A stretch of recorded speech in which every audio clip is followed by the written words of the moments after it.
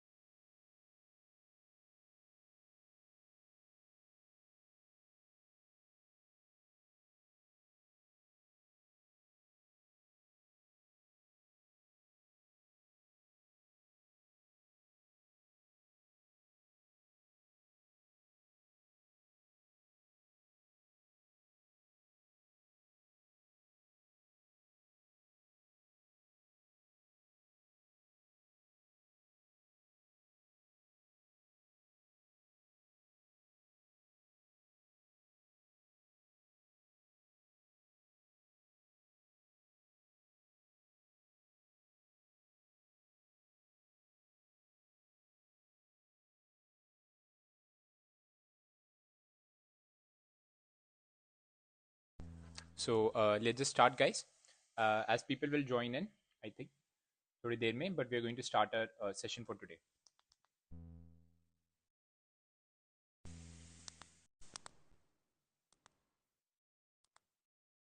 So am I audible? Let me just check myself.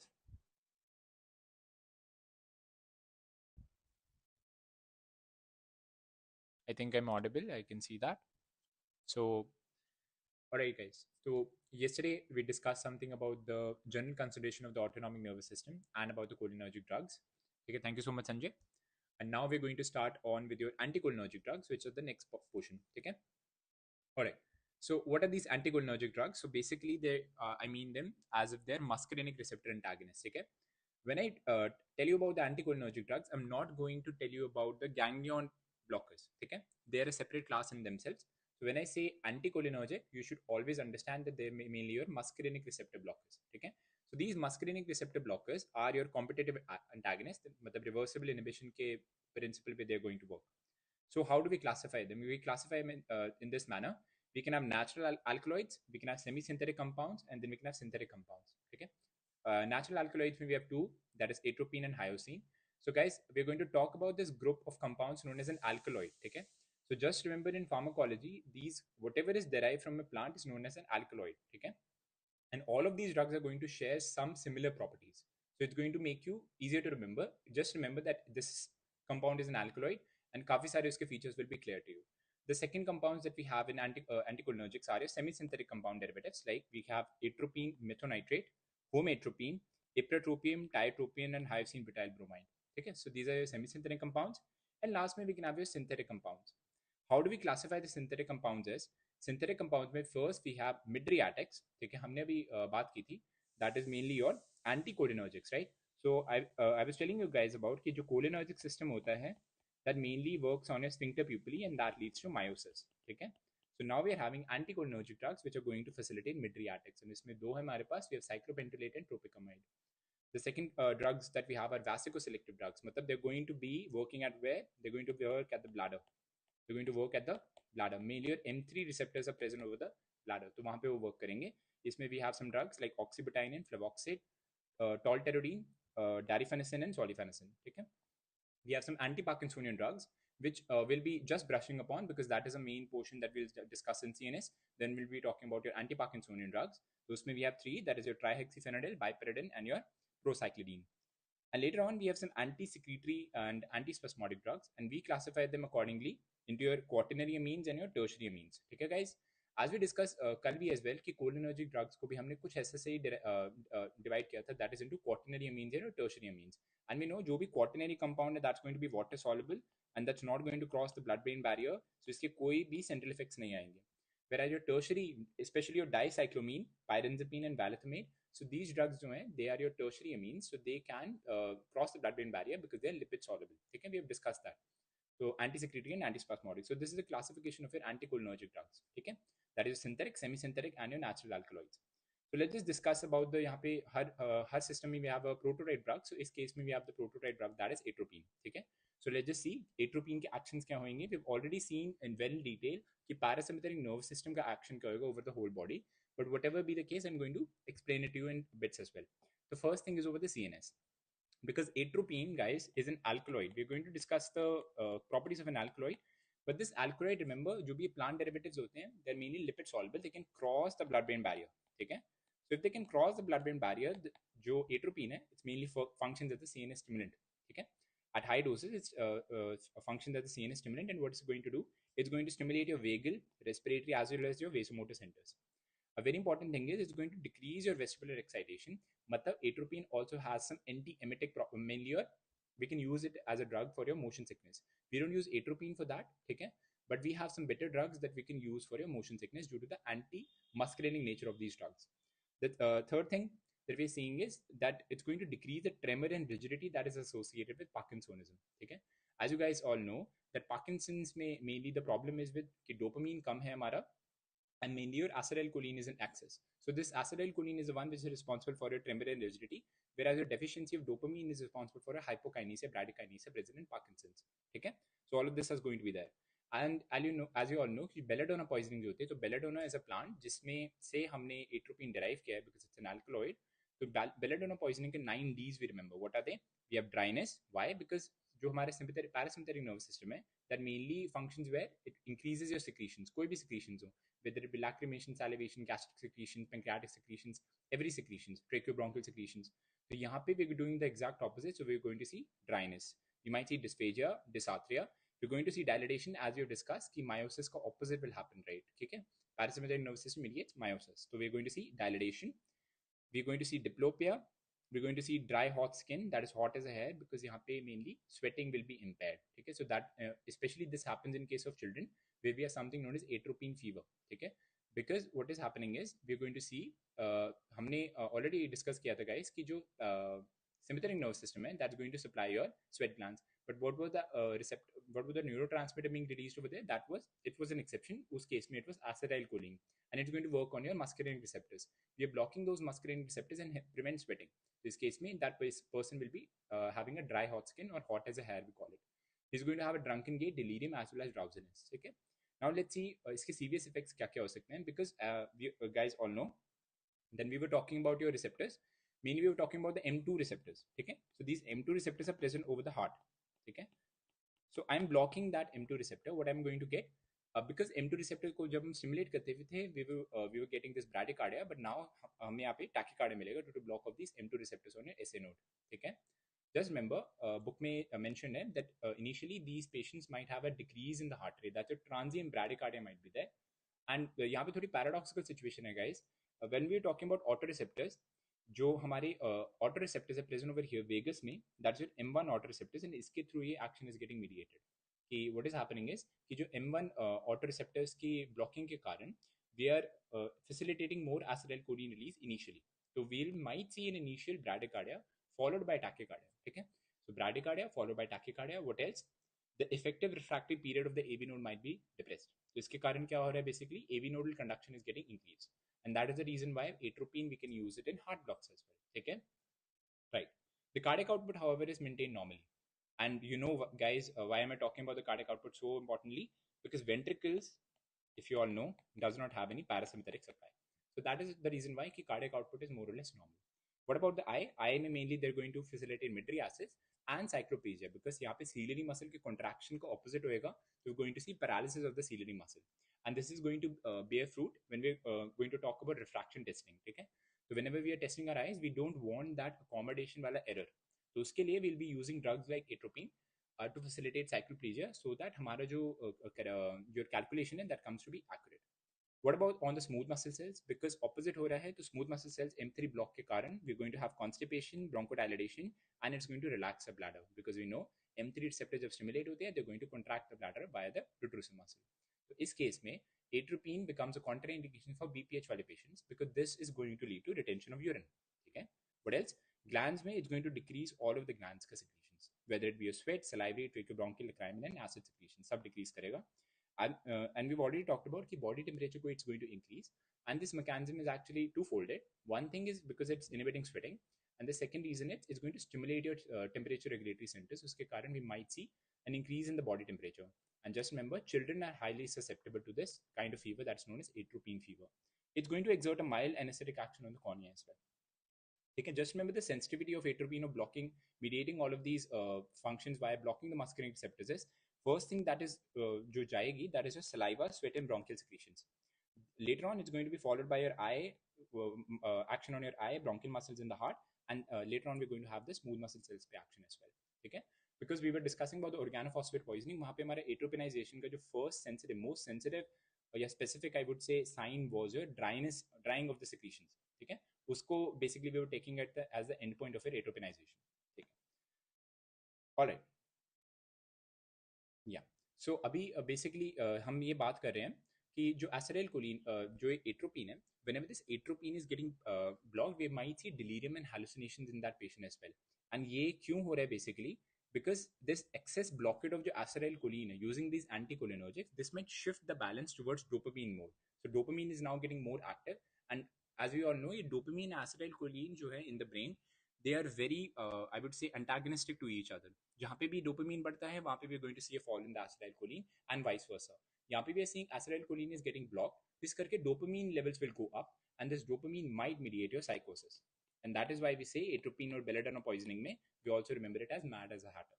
Okay, what are the different receptors? We've already talked about the receptor, that is your M1 receptor, present over your ganglia, present over your gastric glands, mainly your enterochromaffin-like cells. We talk about the M2 receptor, mainly present in your atria. They were not present on the ventricles, and they were present on the SA node, on your AV node, and your mainly conduction pathways. What about the M3 receptor? They were present elsewhere. ठीक है, सारी secretions को mediate करना, सारे glands पे present होना, सारे smooth muscle cells पे, that's your M3. And we already talked about this. M1 and M3 are GQ linked, whereas your M2 is your GI linked of receptor. M4 M5 was present in the CNS, but we don't have any drug for M4 and M5.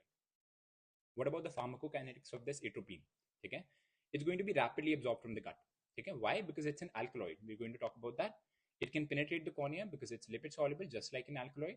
Every alkaloid जो भी हम derive करते हैं, mainly उसका metabolism is going to occur in the liver. There are some exceptions, but we can take it from this कि कोई भी alkaloid है, उसका metabolism liver में ही होगा, and rest जो है, it is going to be getting excreted unchanged. ठीक है? इसका T half is 3 to 4 hours, and blood-brain barrier अगर penetration की बात करें, hyoscine is much more preferred as compared to your atropine. And that is the reason why it might function as a better drug that we can use for your motion sickness. ठीक है? Alright, so पहले जो हमारे ये जो anticholinergics है, first we are discussing the non specific anticholinergic, जिसमें हमारे दो हैं, atropine and your hyoscine. Atropine, as we all know, it's derived from Atropa pallidona, whereas your hyoscine is derived from Hyoscyamus niger. Okay? Hyoscine is also known as scopolamine. So what are they? They're alkaloid drugs. What are the specific features of alkaloid drugs? They're derived from plants. That's the first thing. They're going to be lipid soluble.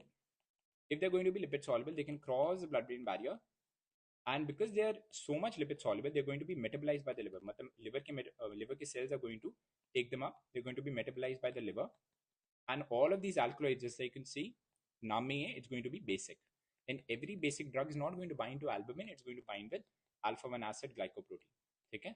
So these are the common features of your alkaloids. Wherever कहीं पे भी present हो, ये सब features shared हैं. ठीक है? So what are the indications of atropine that we can go for? First is non-infective diarrhea. Because secretions को कम कर रहा है, we can use it in non-infective diarrhea. Okay? It will decrease the peristalsis, decrease the secretions as well. The second indication of your atropine is your sinus bradycardia. What is the definition of that? या तो heart rate less than 50 or with or without symptoms, or when the heart rate is less than 60 with symptoms. Okay? We can use it in sick sinus syndrome. That's also known as sinus tachybrady syndrome. वहाँ पे भी we can use atropine to facilitate the conduction. We can use it in Stokes-Adams syndrome that often occurs as a consequence of your tertiary heart block. ठीक है? जो हमारा third degree heart block है, mainly उस case में because we have development of idioventricular rhythm and that takes some time.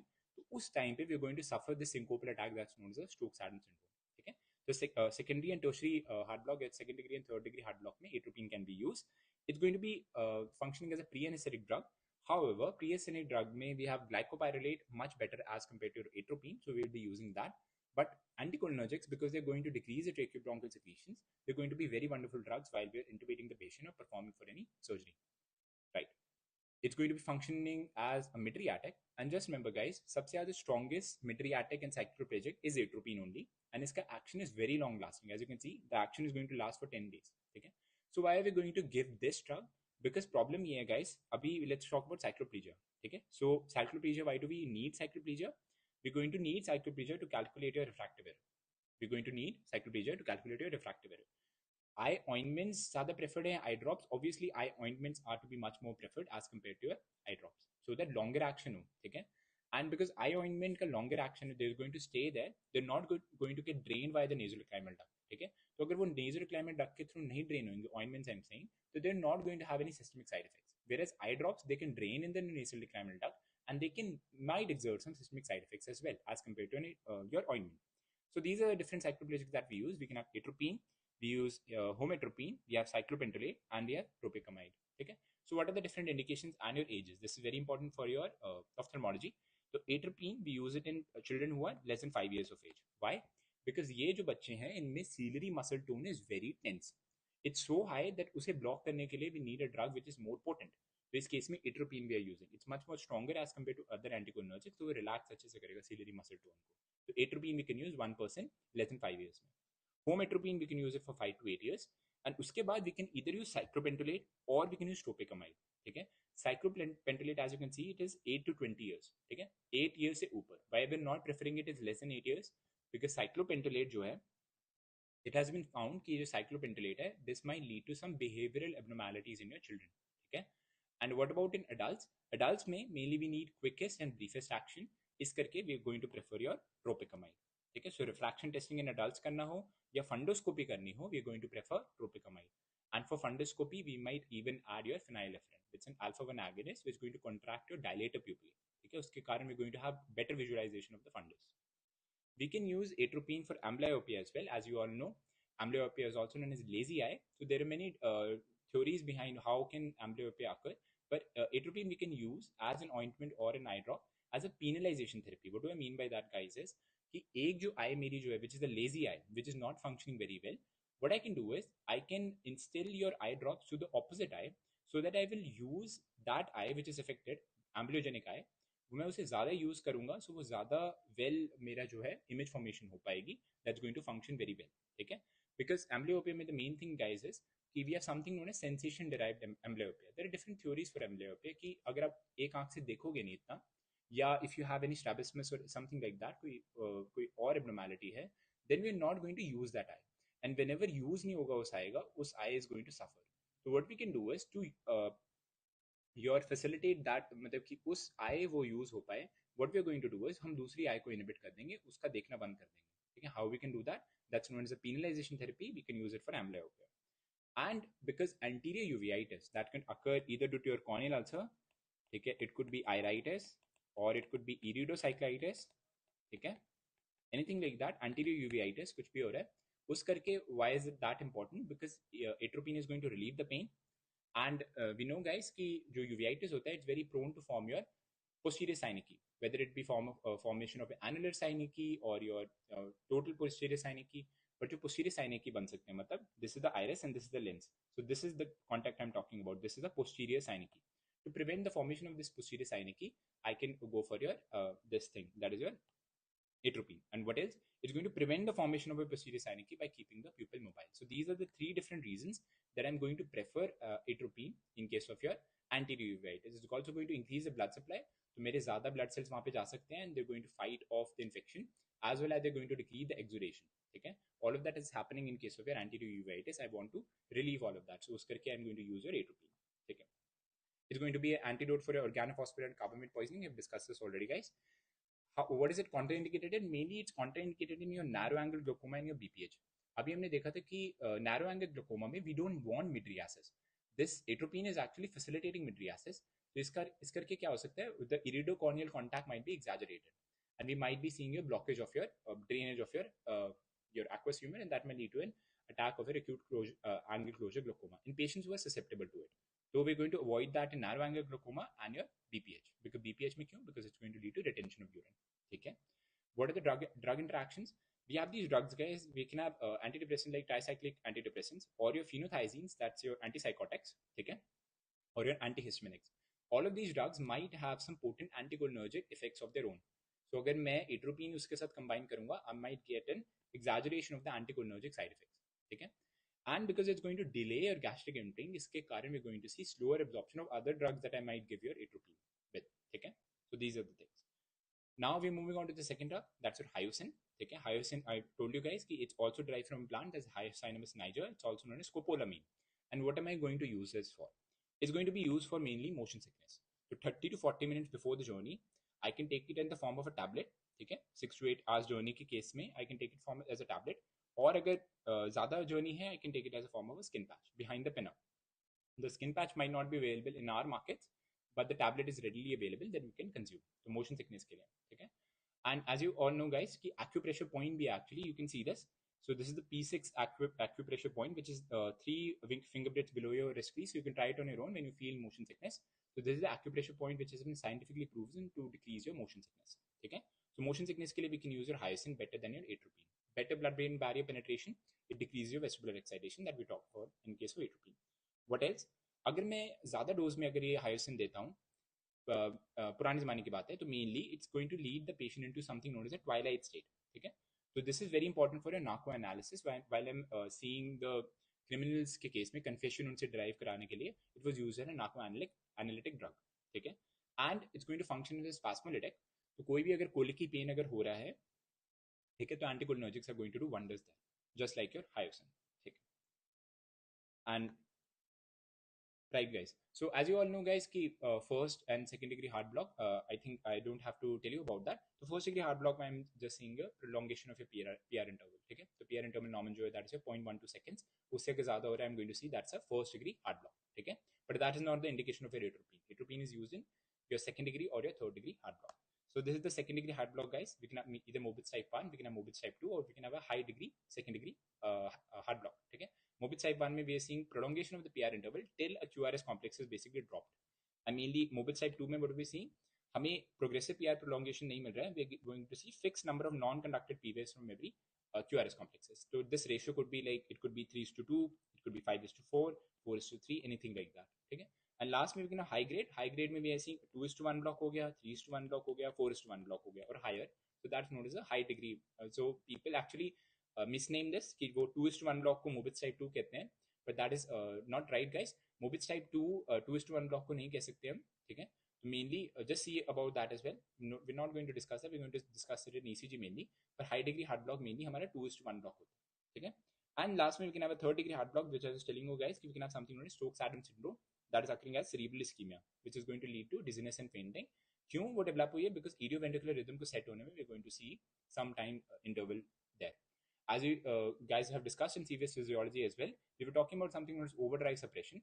How every other जो हमारा pacemaker है, that is getting inhibited by your SA node.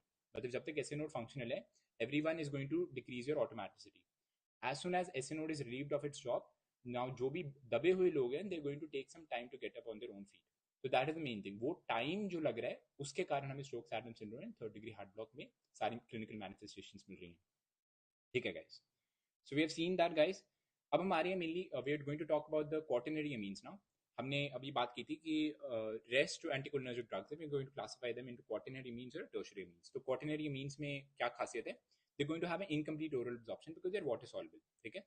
Any lipid soluble drug, better oral absorption, better bioavailability. So incomplete oral absorption है इसका.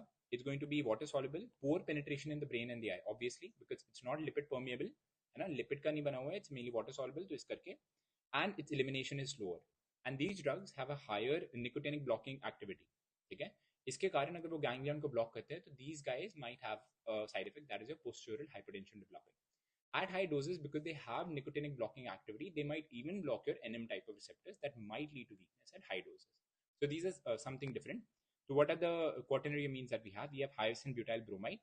And what do we use it for? Mainly we can use it for esophageal and GI spastic conditions. So वहाँ पे वो peristalsis और वो colic जो है वहाँ पे वो कम कर देगा. Atropine methylnitrate, we can again use it for abdominal colics. Now we have your drug that is ipratropium and tiotropium. Mainly ipratropium and tiotropium we are going to use for your COPD. ठीक है? There's going to be bronchial smooth muscles को relax करेगा. That's going to lead to bronchodilation. So mainly guys, COPD and bronchial asthma में mainly we use your beta 2 agonist and your muscarinic antagonist. So these are the muscarinic antagonists, that is your tiotropium or your ipratropium. ठीक है? What else? We have some another drugs. छोटे छोटे drugs हैं, इतने important नहीं है. We have your propanthyline. Propanthyline was because it's a muscarinic blocker, so it was earlier being touted as for your peptic ulcer disease as well. Then we have oxyphenonium. Oxyphenonium was also used for peptic ulcer as well as gastric hypermotility. We're not using them all. Clidinium, we can use it along with benzodiazepines as a combination for your conditions like your irritable bowel syndrome. We have nervous dyspepsia and colic. Okay? Simetropium and isopropamide are also being used for your irritable bowel syndrome. Okay? And glycopyrrolate, guys, because it's a better pre-anesthetic medication as compared to atropine, we're using that in anesthetic conditions now. Okay? All right. Then we also have your tertiary amines. The tertiary amines we have already seen they're going to be lipid soluble. They're going to cross the blood-brain barrier. Okay? They're going to be getting metabolized in the liver. Okay? All of these जो भी हमारे चीजें हमने already tertiary amines के बारे में पढ़ी हैं. So what are they? So tertiary amines, the first one is dicyclomine. Okay? So can it cross the blood-brain barrier? Definitely. तो इसका CNS action हो सकता है. So dicyclomine, we use it as 20 milligram oral or intramuscularly. M1 selective ये है. And what are the action does it have? Mainly we are using it for morning sickness and your motion sickness. But that's not all, guys.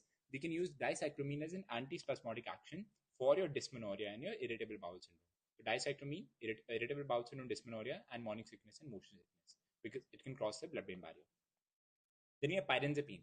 Before your H2 blockers were there, or your proton pump inhibitors were there, pirenzepine was developed because it was an M1 blocker. So this M1 receptor was present on the enterochromatin-like cells. By blocking the enterochromatin-like cells, it was preventing the release of your histamine, which was going to act on your parietal cells. And वो cooperative synergism वाली बात हमने GI physiology में पढ़ी है.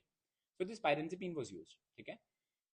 Now, but that is not being used now because we have better drugs, that is your proton pump inhibitors and your H2 blockers. ठीक है? Then the other drugs that we have are your vesicoselective drugs. ठीक है? इसमें कौन कौन से हैं? We have oxybutynin, tolterodine, flavoxate, dorifenacin, and solifenacin.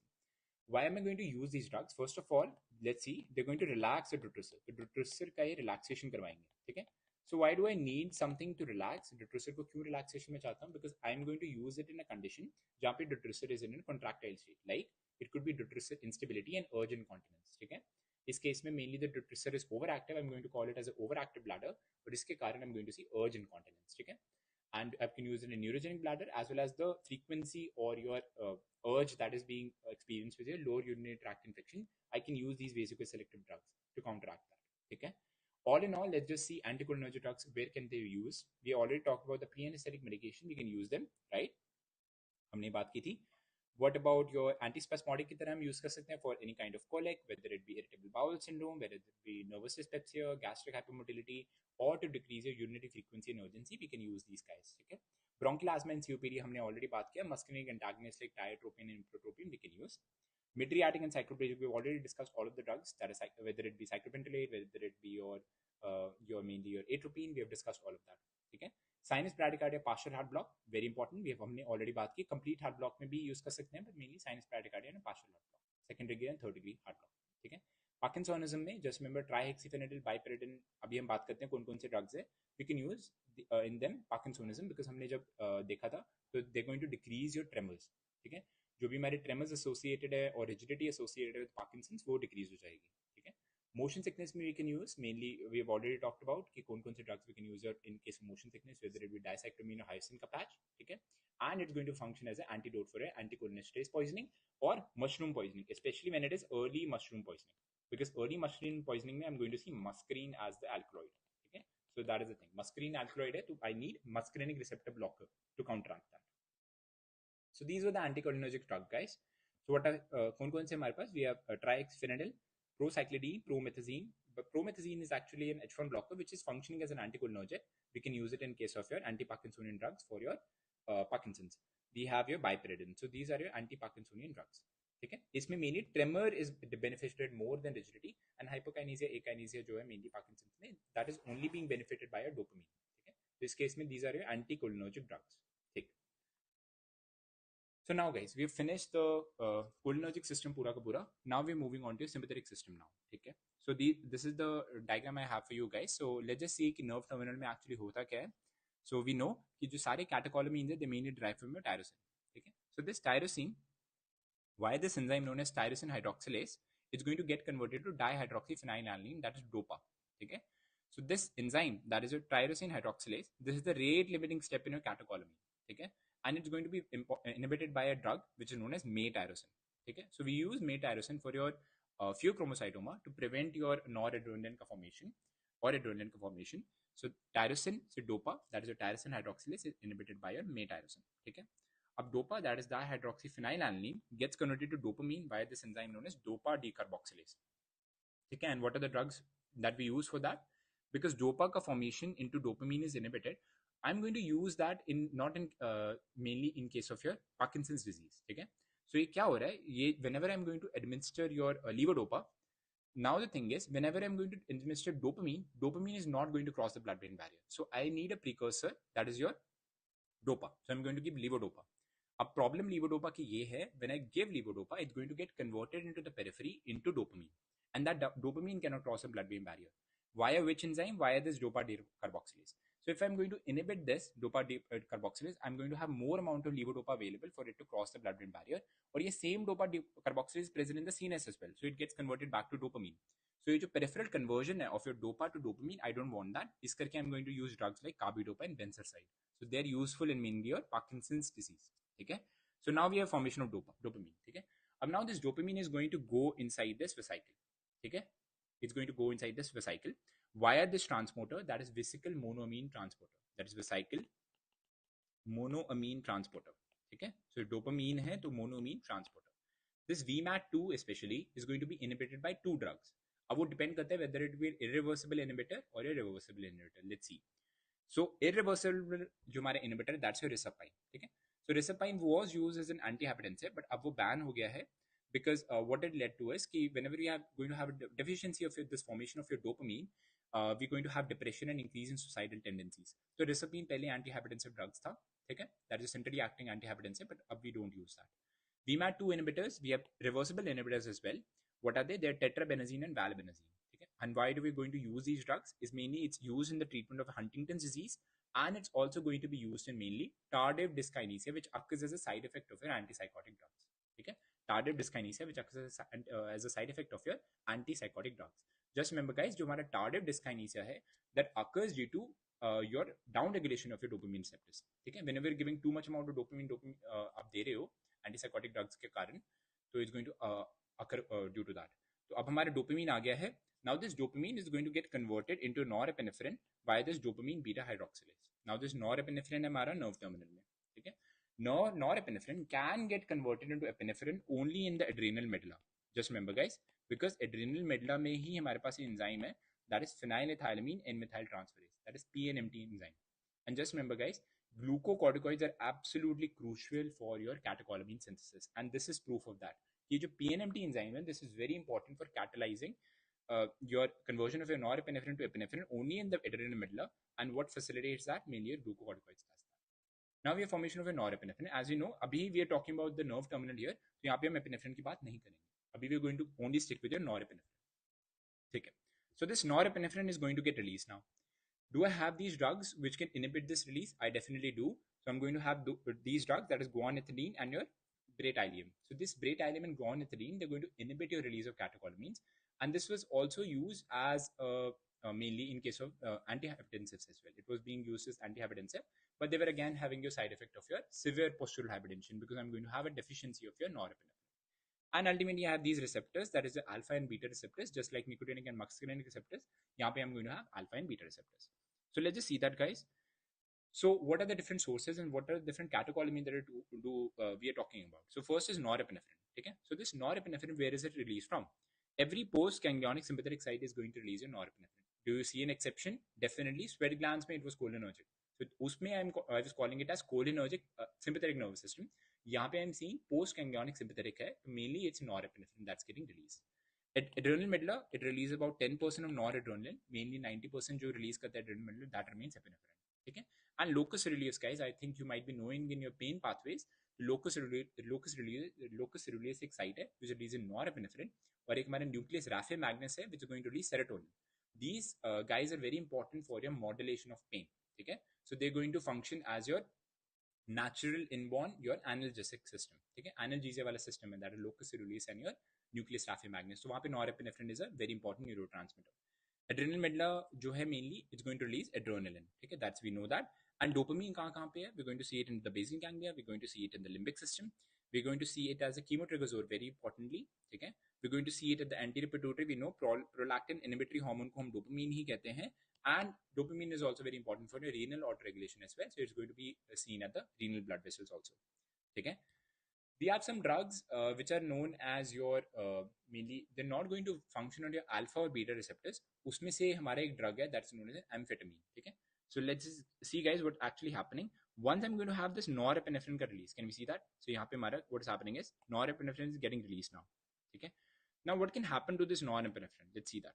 So norepinephrine, how do I prevent again and again stimulation of these receptors is I'm going to do away with this norepinephrine. How does the body do that is यहाँ पे हमारे पास एक transporter है known as norepinephrine transporter, NET. It's also known as uptake number 1. ठीक है? So जो norepinephrine है ये वापस चला जाएगा into the nerve terminal via this norepinephrine transporter. That is one mechanism. ठीक है? The second mechanism I have is I have some other transporters as well which is known as your uptake 2. ठीक है? Other transporters we have their uptake 2. What else? I have some enzymes as well, like your catechol O-methyl transferase and your monoamine oxidase. Okay? So the third way I'm going to do that is I have some enzyme that is your MAO and your COMT, catechol O-methyl transferase. So this is the mechanisms how your norepinephrine is done away with. Okay? यहाँ पे हमारे पास बड़ा एक pesky सा एक drug है that is known as your amphetamine. So what this amphetamine does is it's going to be mimicking your norepinephrine. How do you might ask? ये क्या करता है amphetamine? Amphetamine when you give them, it's going to go inside the nerve terminal in exchange for norepinephrine. So what is it doing is it's going to facilitate the secretion of your norepinephrine by exchanging itself. So amphetamine अंदर चला जाएगा, norepinephrine बाहर की तरफ आ जाएगा. We call it as reverse transport. तो amphetamine क्या है? It's an indirectly acting sympathomimetic. क्यों? Because it's not directly acting on the receptors. Just like we were discussing about the indirectly acting cholinergic drugs, which were anticholinesterase inhibitors, यहाँ पे what I'm having is amphetamine is going to facilitate your norepinephrine release. It's going to go inside via this norepinephrine transporter, and it's going to displace the norepinephrine. ठीक है? Whether it be via the vesicylmonoamine transporter or whether it be via the norepinephrine transporter, amphetamine is going to release your norepinephrine. I'm going to call it as an indirectly acting sympathomimetic. And as you guys all know, calcium was the one which was doing this process. कि जो vesicles की docking थी and your snare proteins था. But this the reverse diffusion, I would say, this does not require the role of your calcium. ठीक है? Very importantly.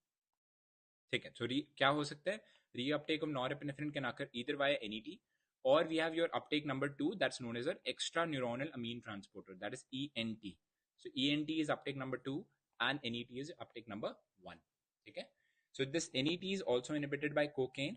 However, the दूसरा वाला जो transporter है, that is ENT, is not inhibited by cocaine. ठीक है? So these are the salient features. So let's talk about the degradative metabolism of catecholamine. Just remember, guys, whether it be if I'm talking about epinephrine, if epinephrine के ऊपर अगर catechol O methyl transferase work करता है, it's going to convert it into metanephrine as an intermediate, and this metanephrine के ऊपर MAO act करता है to convert it into VMA. That is the final degradation product, that is vanillyl mandelic acid. ठीक है? But अगर epinephrine पे MAO work करता है पहले, not COMT, it's going to convert into dihydroxymandelic acid. And now dihydroxymandelic acid पे COMT work करता है to make it get converted into VMA. So that is one pathway. तो या तो metanephrine के through we can form VMA, or we can form it to dihydroxymandelic acid. And same is for your norepinephrine. अगर COMT work करता है, it's going to convert it into normetanephrine, just like this one, this pathway. और अगर directly माओ पहले act करता है, it's going to get converted into dihydroxymandelic acid, and now the COMT again works on the dihydroxymandelic acid, and ultimately पूरा अगर कोई भी pathway से आप जाओ, पहले माओ या कॉम्ट या MAO, ultimately we going to form VMA, और ये VMA is going to get conjugated with your glucuronides, and that's going to get excreted into the urine. ठीक है? एंड वीएमए को ही हम टेस्ट करते हैं in case of urine, in case of your pheochromocytoma होगा, that is vanillyl mandelic acid, और metanephrine levels भी हम मेजर कर सकते हैं, प्लाज्मा मेटानेफ्रिन लेवल्स. ठीक है? तो mainly VMA is very important. So what are the major metabolites in the urine? Mainly it is VMA. That's also known as 3-methoxy 4-hydroxy mandelic acid. ये हमारा main है. We can have some amount of metanephrine and normetanephrine as well, but mainly हमारा VMA is the one. Alright. So now we're going to talk about the receptors of your synthetic system. So first पे we have your alpha receptors, we have your beta receptors. So हमने कैसे classify किया था on your alpha and beta receptors were on the basis of your substrate कि कैसे different compounds can act differently on them. For example, इस case में हमने देखा था जो receptors which are going to be more sensitive for adrenaline equal to your norepinephrine, then followed by isoprenaline. ठीक है? उन्हें हमने alpha receptors कह दिया, and which receptors which more sensitive for isoprenaline, उसमें हमने beta receptors कह दिया. ठीक है? That is the first rationale. Alpha blockers जो है, we have phentolamine as an alpha blocker, and beta blocker का जो characteristic prototype है, that's your propranolol. Alpha receptors, they could be GQ, they could be GI, it depends. But all of the beta receptors, mind you, whether it be beta 1, beta 2 or beta 3, all of them are GS linked. ठीक है? So what are the beta receptors? Let's see. और उनके देखते हैं कहाँ पे sites पे present है वो. तो beta 1 receptors कहाँ पे present है? Two sites I want you to remember. First is the heart. Remember, heart पे beta 1 है और muscarinic type 2 है. ठीक है? तो beta 1 is present on the heart, and it's also going to be present on the JG cells, beta 1. तो JG cells पे work अगर करेगा sympathetic nervous system, it's going to release more amount of renin, and that's going to lead to more activation of your renin, angiotensin, aldosterone system.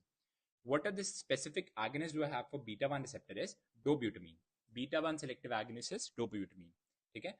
And अगर if you talk about the sensitivity, beta 1 is more or less equal to adrenaline as well as noradrenaline. दोनों जो compounds हैं, they're going to work with your beta 1 receptor. ठीक है? What about beta 2 now? यहाँ पे थोड़ा change होएगा.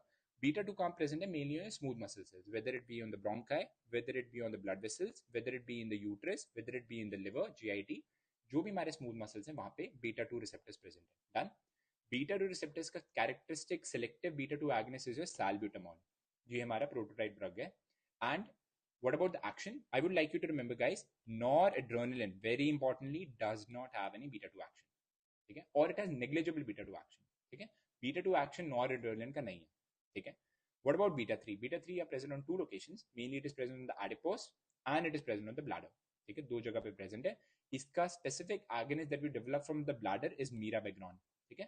beta 3 agonist, it's going to relax the receptor. Okay, so mirabegron is going to be the drug here. And what about the sensitivity? It is more sensitive for noradrenaline as compared to adrenaline. What do I mean by that is, matlab adipose tissue is more sensitive for noradrenaline as compared to adrenaline. Okay, so let's just see that. Adrenaline कहाँ पे work कर सकता है? Can it work on alpha 1? Definitely. It can work on alpha 2. Definitely. It can work on beta 1 as well as beta 2 भी. दोनों पे work कर सकता है. What about noradrenaline? It was working on alpha 1. It was working on alpha 2. It can work on beta 1 as well, but it does not have a beta 2 action. This is very super duper important. It does not have a beta 2 action. What about isoprenaline? हमने divide he alpha and beta receptors को इस करके किया था, because हमारा isoprenaline था, that was mainly working on one type of receptor which is known as beta receptors. So isoprenaline is going to mainly work on your beta 1 and beta 2 receptors. ठीक है? So let's talk about, हमने beta 1, beta 2, beta 3 कर लिया. अब let's talk about alpha 1 and alpha 2. Where is alpha 1 present over here? ठीक है? So alpha 1 is the one जो हमारे GQ linked है, and it is mainly post junctional. What do I mean by post junction? मतलब ये किसी effector organ पे present है. Where is it present actually? Is present on your GI smooth muscles. पहले your genitourinary smooth muscle जहाँ पे ये contract करेगा. ठीक है? It's going to lead to vasoconstriction by working on the blood vessels. We know that. Glands में secretion करेगा. ठीक है? And what about the gut? Gut में relaxation करेगा. How? By decreasing the peristalsis. One thing.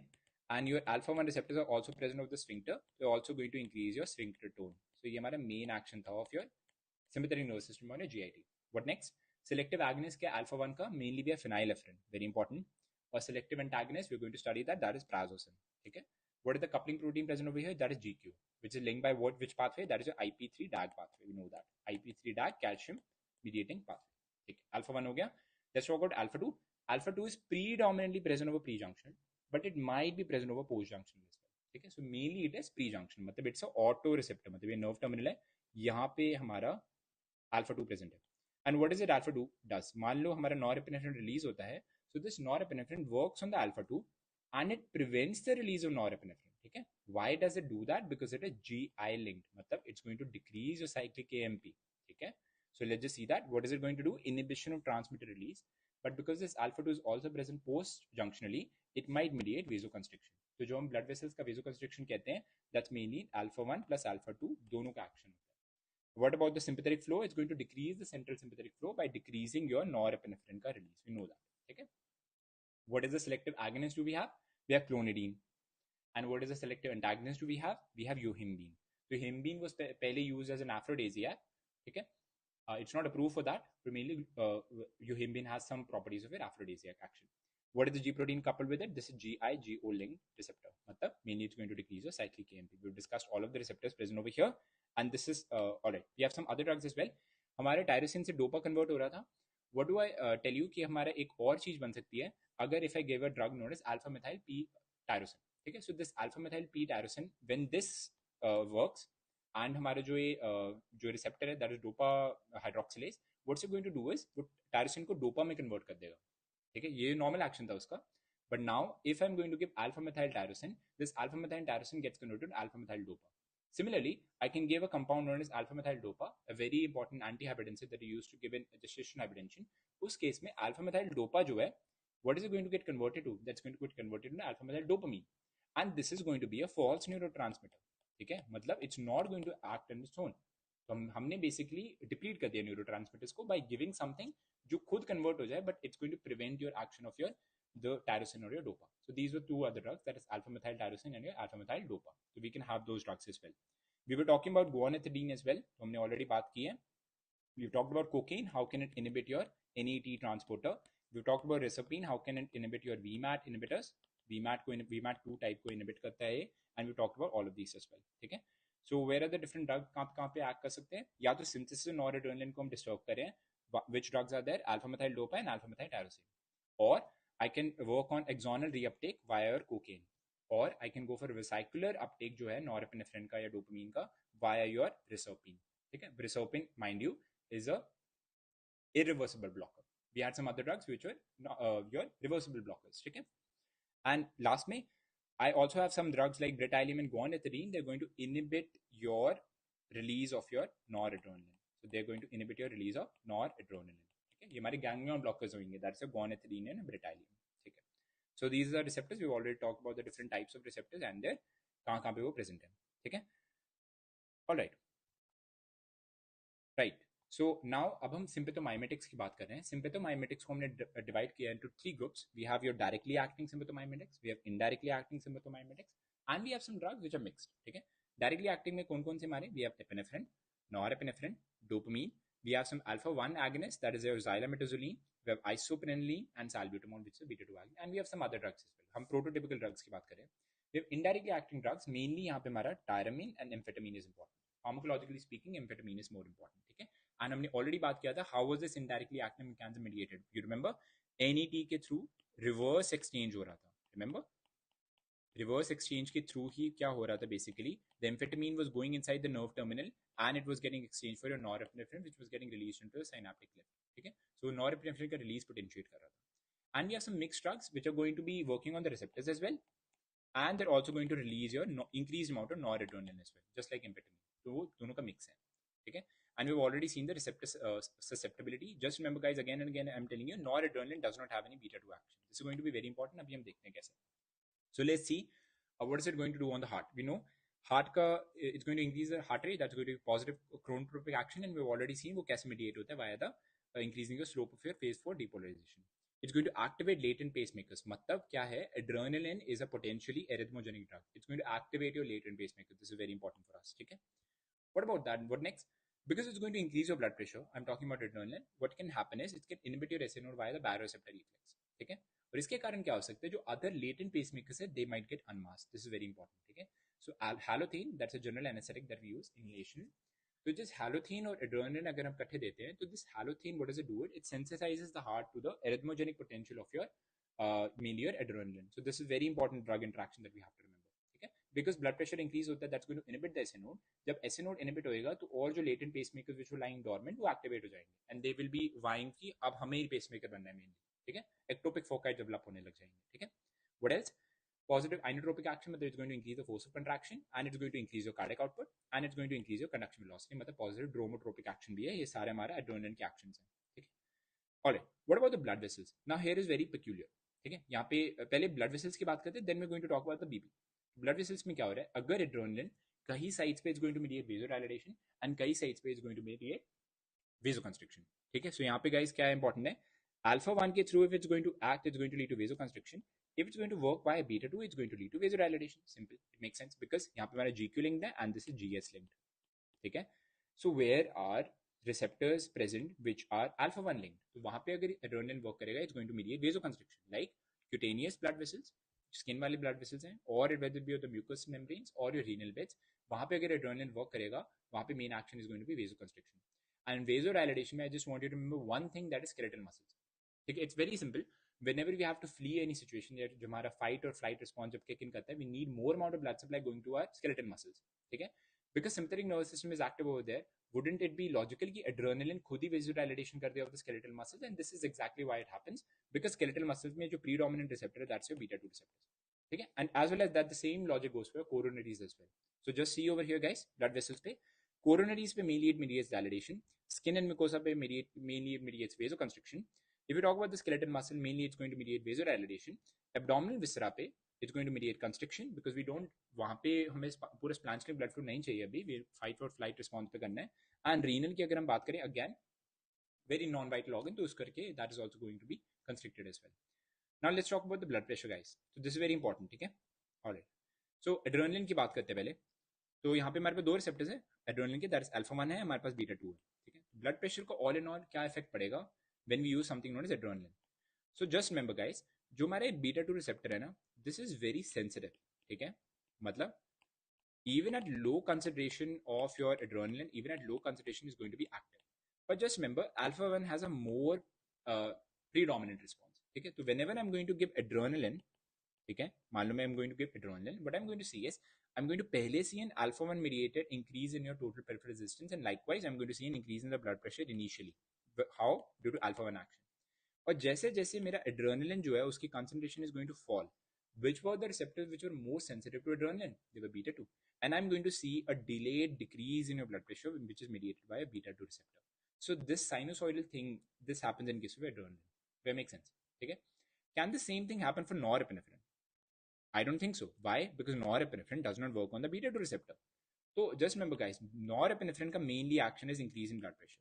ठीक है, weather it be the after low, weather it be your systolic blood pressure, diastolic blood pressure, दोनों को increase करते हैं norepinephrine. पर अगर एड्रेनलिन की बात करें हम, so this is what we get. ठीक है, so let's see what is going to happen. अगर मैं एड्रेनलिन में अगर स्लो आईवी या सबक्यूटेनियस इंजेक्शन अगर दूंगा, definitely heart rate is going to go up. That makes sense. What about the systolic blood pressure? Because the systolic blood pressure is mainly maintained by a stroke volume, and the stroke volume को मैं stimulate कर रहा हूँ via beta 1 receptor present over the heart, है ना, ventricle muscles में जो present है, तो I'm going to see an increase in the systolic blood pressure. That makes sense. ठीक है. What about the diastolic blood pressure? I have seen it might go up, it might go down.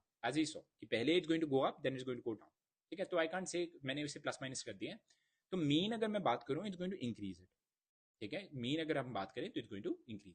Heart rate का अगर action देखो, because the blood pressure is getting increase सिर्फ एक point से, ठीक है, सो इट्स सिंगल पॉइंट से increase हो रहा है, and I am going to see तो blood pressure might inhibit your heart via the baroreceptor reflex, but I am also saying यहाँ पे बीटा 1 एक्शन भी है।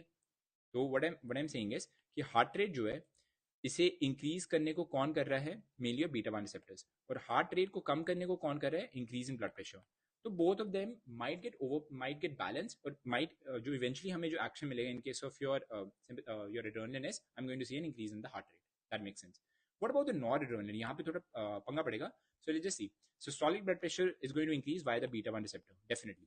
What about the diastolic blood pressure, यहाँ पे कोई बायोफिजिक्स चीज नहीं चलेगी, बिकॉज यहाँ पे बीटा 2 पे वो वर्क ही नहीं कर सकता। If it is not going to work on beta 2, तो यहाँ पे I am going to see alpha 1 predominant action, और अल्फा 1 क्या करेगा, वेसोकंस्ट्रिक्शन करेगा, उससे total peripheral resistance is going to increase, and diastolic blood pressure हमें पता है that mainly depends upon your total peripheral resistance, that's also going up by 2 points to ultimately being is going up very high. तो अब क्या होएगा basically, यहाँ पे हम सेम चीज बनाएंगे, हार्ट रेट को इंक्रीज कौन कर रहा था, बीटा 1, ठीक है, एंड हार्ट रेट को डिक्रीज कौन कर रहा था, mainly your very tremendous amount of increase in blood pressure. तो who is going to predominate, decrease in heart rate is going to predominate, or mainly the thing that I want you to remember is non-epinephrine is followed with bradycardia. So this is the thing. Adrenaline जब आप देते हो, you're going to see tachycardia. Noradrenaline में you're going to see bradycardia. Very frequently asked MCQ. What about isoprenaline? Isoprenaline because इसका action ही beta पे है. So what's going to happen is increase in heart rate definitely. Systolic blood pressure is going to increase, but diastolic blood pressure, see guys, very fall. बहुत ज़्यादा fall कर रहा है diastolic blood pressure. Mainly that is due to beta 2 action. ठीक है? And ultimately mean arterial pressure is also going to fall with the isoprenaline. So these are the different actions that I'm talking to you about. ठीक है?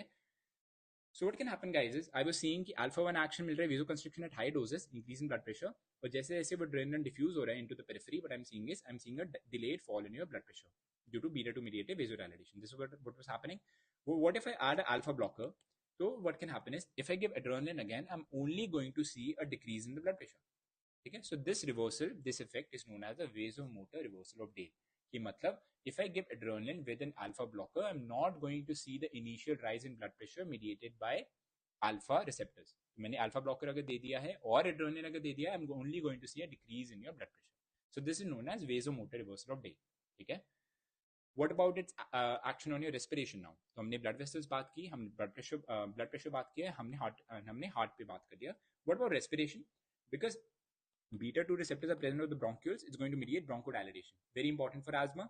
ठीक है, it's going to lead to decongestion of your bronchial muscle mucosa, mainly due to alpha receptors. And अगर toxic doses की अगर हम बात करें, adrenaline क्या करता है, it's going to shift your blood that is present in the systemic circulation into your pulmonary circulation, and that might predispose the patient to pulmonary edema. ठीक है. What next? It's going to mediate mydriasis. We know alpha 1 present कहाँ पे है, over the dilator pupillae, and that's going to lead to mydriasis. We know that. ठीक है. Now what about the IOP? IOP पे different types of adrenergic receptors are different work. For example, अगर हम alpha 1 की बात करें, because it's going to lead to vasoconstriction of ciliary vessels, और ciliary जो हमारे processes थे, they were the ones which were forming the IOP. This case में I'm going to see a decrease in the aqueous formation. ठीक है? What about alpha 2? Alpha 2 is going to decrease the secretory activity of the ciliary epithelium. Again, I'm going to see a decrease in the aqueous formation. Alpha receptors के through he I'm going to see an increase in the uveoscleral outflow. And just remember guys, beta 2 के case में there's a secretory activity को potentiate करता है beta 2, but it's also going to increase your trabecular outflow. अगर मैं सबको combine करके मैं अगर कहूँ, तो mainly हमारे जो sympathomimetic drugs जो हैं, they're going to decrease your IOP. अगर वो alpha 1 के through करें, that's mainly due to a decrease in secretory activity, और वो beta 2 के through करें, that's mainly due to a increase in your trabecular outflow that is occurring. GIT में I've already told you guys, they're going to inhibit your peristalsis, they're going to decrease your motility, they're going to decrease your secretions, except salivary secretions, and it's also going to lead to constriction of your sphincters. Okay, so that is mainly your GIT. What about the bladder? हमने बात की detrusor relaxation करता है bladder, that is mainly due to beta 2 and beta 3 receptors. और beta 3 selective हमने एक bladder के लिए वैसिकोसिलेटेड ड्रग बना लिया है, दैट इज योर मीराबेग्रॉन, ठीक है, that's your mirabegron. And what else, it's also going to lead to constriction of the trigone वाला अल्फा 1, मतलब ये बेसिकली एम्प्टिंग को इनहिबिट कर रहा है, ठीक है। तो मेनली कोलिनर्जिक सिस्टम आपके एम्प्टिंग को पोटेंशिएट करता है एंड सिम्पैथेटिक नर्वस सिस्टम आपकी एम्प्टिंग को कम करता है by either relaxing the bladder और by constricting the trigone, make sense, ठीक है। So this and what about ejaculation, as you all know हमने पहले भी पढ़ा था कि जो हमारा इजैकुलेशन है that mainly is a sympathetic response, ठीक है, sympathetic response, sympathetic nervous system. When I talk about ejaculation is a sympathetic nervous system. When I talk about erection, it's the exact opposite. Erection is mainly predominated by a parasympathetic nervous system, जो हमने already बात की थी. Either they were releasing acetylcholine or they were releasing by the NANC fibers, your nitric oxide. ठीक है. So just remember, जो हमारे sympathetic fibers हैं, they're going to mediate your ejaculation. What at the spleen? Spleen को अगर ये contract करते हैं, spleen की अगर ये capsule को अगर contract करेगा, तो उसके कारण क्या हो सकता है? I'm going to see increase in RBC being poured into the circulation. This is only seen in animals. It might not be seen in your humans. ठीक है? What about the skeletal muscle? Just remember, guys, because ये जो हमारे beta 2 agonists हैं, ठीक है? What they're going to do is they're going to increase the firing of the muscle spindles, and hence इनका एक side effect है, that's mainly your tremor. ठीक है, दैट्स मीन योर ट्रेमर, मतलब अगर फायरिंग अगर इंक्रीज हो जाएगी मसल स्पिंडल्स पे, I am going to see this tremors that is associated with beta 2 agonist use, ठीक है, right. What about the CNS? Because adrenaline can not penetrate into the CNS, तो I know that कि कुछ नहीं हो सकता, but अगर if I get sympathomimetic into the brain directly, अगर हमारे अल्फा 2 रिसेप्टर्स अगर स्टिमुलेट होते हैं, as you all know that there auto receptors, they are going to decrease the sympathetic outflow. Which was the drug acting here? We had clonidine acting here. It was an antihypertensive, which was a centrally acting hypertensive, because वो हमारे sympathetic nervous system के output को ही वो कम कर रहा था, because it was acting on an autoreceptor. If you talk about the metabolic profile, ठीक है, just like it's going to mainly act by your beta receptors, तो beta receptors जो हैं, they're mainly going to be GS linked. I'm going to see increase in your cyclic AMP. I'm going to see increased activity of your protein kinase A. That makes sense. So this protein kinase A is going to phosphorylate some stuff. If I phosphorylate glycogen synthase, and I have some enzyme that is glycogen phosphorylase, if I activate your glycogen phosphorylase, ठीक है, अगर मैं phosphate group add कर दूंगा, it's going to get activated. तो यहाँ पे exactly what that is happening, glycogenolysis होगा. Why? Because there is increased activity of glycogen phosphorylase. ठीक है, I'm going to see lipolysis as well. I'm going to see a decrease in insulin secretion, which is an alpha 2 mediated response. I'm going to see an increase in glucagon, which is a beta 2 mediated response. And initially, I might see transient hypokalemia followed by a hypokalemia. So these are the metabolic actions of your adrenaline. So these are the different actions that we have already talked about. So you can go over that as well. Okay, guys. Just remember, guys, whenever we have increased amount of जब भी हमारा जो भी signaling हो रही है via the beta receptors, और ठीक है, तो what's going to happen is we have some compounds which are known as beta arrestins. So whenever the continuous stimulation अगर हो रहा है beta 1 receptors का, so they found, guys, कि that is cardioprotective. अब बीटा 1 रिसेप्टर्स अगर act कर रहे हैं, नॉर्मल अगर पाथवे से अगर एक्ट करेंगे, we know it's going to increase the force of conduction, it's going to increase blah blah blah, हमें सब पता है, बट बेसिकली प्रॉब्लम ये है that's not going to be cardio protective. ठीक है, all of these compensative mechanisms are not cardio protective. So they thought कि यहाँ पे एक और मैकेनिज्म है, हाउ द बीटा 1 अगर मैं एगोनिस्ट अगर दूंगा, कंटिन्यूस स्टिमुलेशन होएगा, तो वो किस मैकेनिज्म के थ्रू वर्क करते हैं? They are working through these beta arrestins. And these beta arrestins क्या होते हैं? Whenever we are going to have continuous stimulation of a G protein coupled receptors, जो हमारी अरेस्टिन प्रोटीन्स है, they going to inhibit the signalling through the G protein coupled receptors. पर इसका मतलब ये नहीं है कि बीटा अरेस्टिन कोई और सिग्नलिंग नहीं कर सकता. इट हैज बीन सीन कि बीटा अरेस्टिन जो है, they participate in their own kind of signalling, and that was found to be cardioprotective. So now we are trying to develop drugs which are known as biased beta receptor agonists. Why are they biased? Because they are going to stimulate your beta arrestin mediated pathway and not the actual जो हमारा G protein mediated pathway है. ठीक है. Just remember, guys, adrenaline itself is orally inactive because हमारे पास periphery में बहुत सारे enzymes हैं जो हमने अभी पढ़े, that is COMT और MAO, which are going to convert it into your different compounds जो हमने different metabolites हमने पढ़े थे. ठीक है. So what are the adverse effects of adrenaline? We're going to see restlessness, we're going to see tachycardia, headache, palpitations, anxiety, tremor. As you saw, tremor हमने already due to increased activity of your muscle spindles हमने बात की थी. It's going to increase your blood pressure, so that might predispose the patient to a cerebral hemorrhage. ठीक है? It should not be given during anesthesia with halothane. हमने already बात की थी कि halothane sensitizes the heart to your arrhythmogenic potential of your adrenaline. And just remember, guys, अभी बात की थी कि जो adrenaline जो है, mainly because it's increasing your blood pressure and that might inhibit the SA node, it might activate your latent pacemakers. So it might have a arrhythmogenic potential, and that is what we are seeing. It might develop VT and VFI if given at a toxic dose. Okay? It might also precipitate angina and myocardial infarction as well. Okay, so this was all about adrenaline.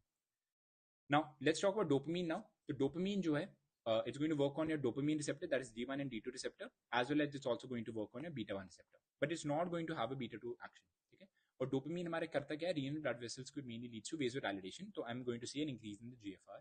I'm going to see a natriuretic effect as well. Because it works on beta 1 receptor, it's going to be inotropic as well. तो दो चीजें हो रही हैं. If I'm going to see shock, अगर मेरा patient है and he's going to have shock with oliguria, मतलब urine outflow.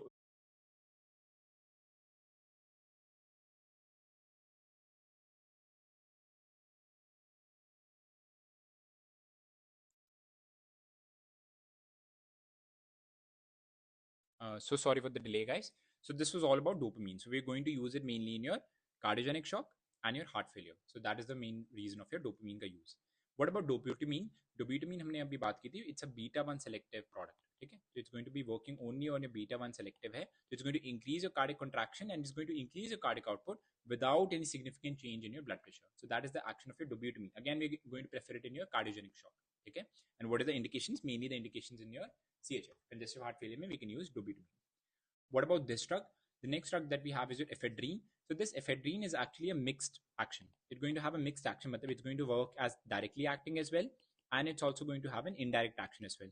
The indirect action है, that's going to be on similar lines as compared to your amphetamine. बिल्कुल same. By displacing your noradrenaline via going inside via the norepinephrine transporter by reverse exchange. Okay. So ephedrine is again an alkaloid. So obviously it's going to be long acting. It can cross the blood-brain barrier. It's orally effective. But just remember, ये जो सारे हमारे indirectly acting sympathomimetics है, they're going to lead to something known as tachyphylaxis. What do I mean by that is कि when I'm going to जितना जितना मैं drugs देता रहूँगा, it's going to sometimes what's going to happen is सारा का सारा जो nerve terminal है, that's going to get depleted with norepinephrine. ठीक है? So until and unless new norepinephrine cannot be formed, तो तब तक what I'm going to see is I'm not going to see an increase in the action. ठीक है? तो this is known as tachyphylaxis. मतलब सारे के सारे जो मेरे cycles है वो exhaust हो चुके हैं. I'm not going to see further release of your norepinephrine even if I give ephedrine or an amphetamine. So it's going to display a tachyphylaxis. ठीक है? What are the use of your ephedrine? We used to use it earlier in case of mild bronchial asthma, but now जिसका main action है, that's mainly we use it in hypertension during spinal analgesia and your postural hypertension. So that is the use of your ephedrine. Then we have your amphetamine. Amphetamine again is an indirectly acting, and we have already seen the mechanism. How does it do that? Again, it's orally active, and mainly it has a CNS stimulatory effect. And what do I mean by CNS stimulatory effect is, it's going to increase the alertness, it's going to increase the concentration, it's going to increase the attention span. That is the reason why it is often said to be abused among students as well.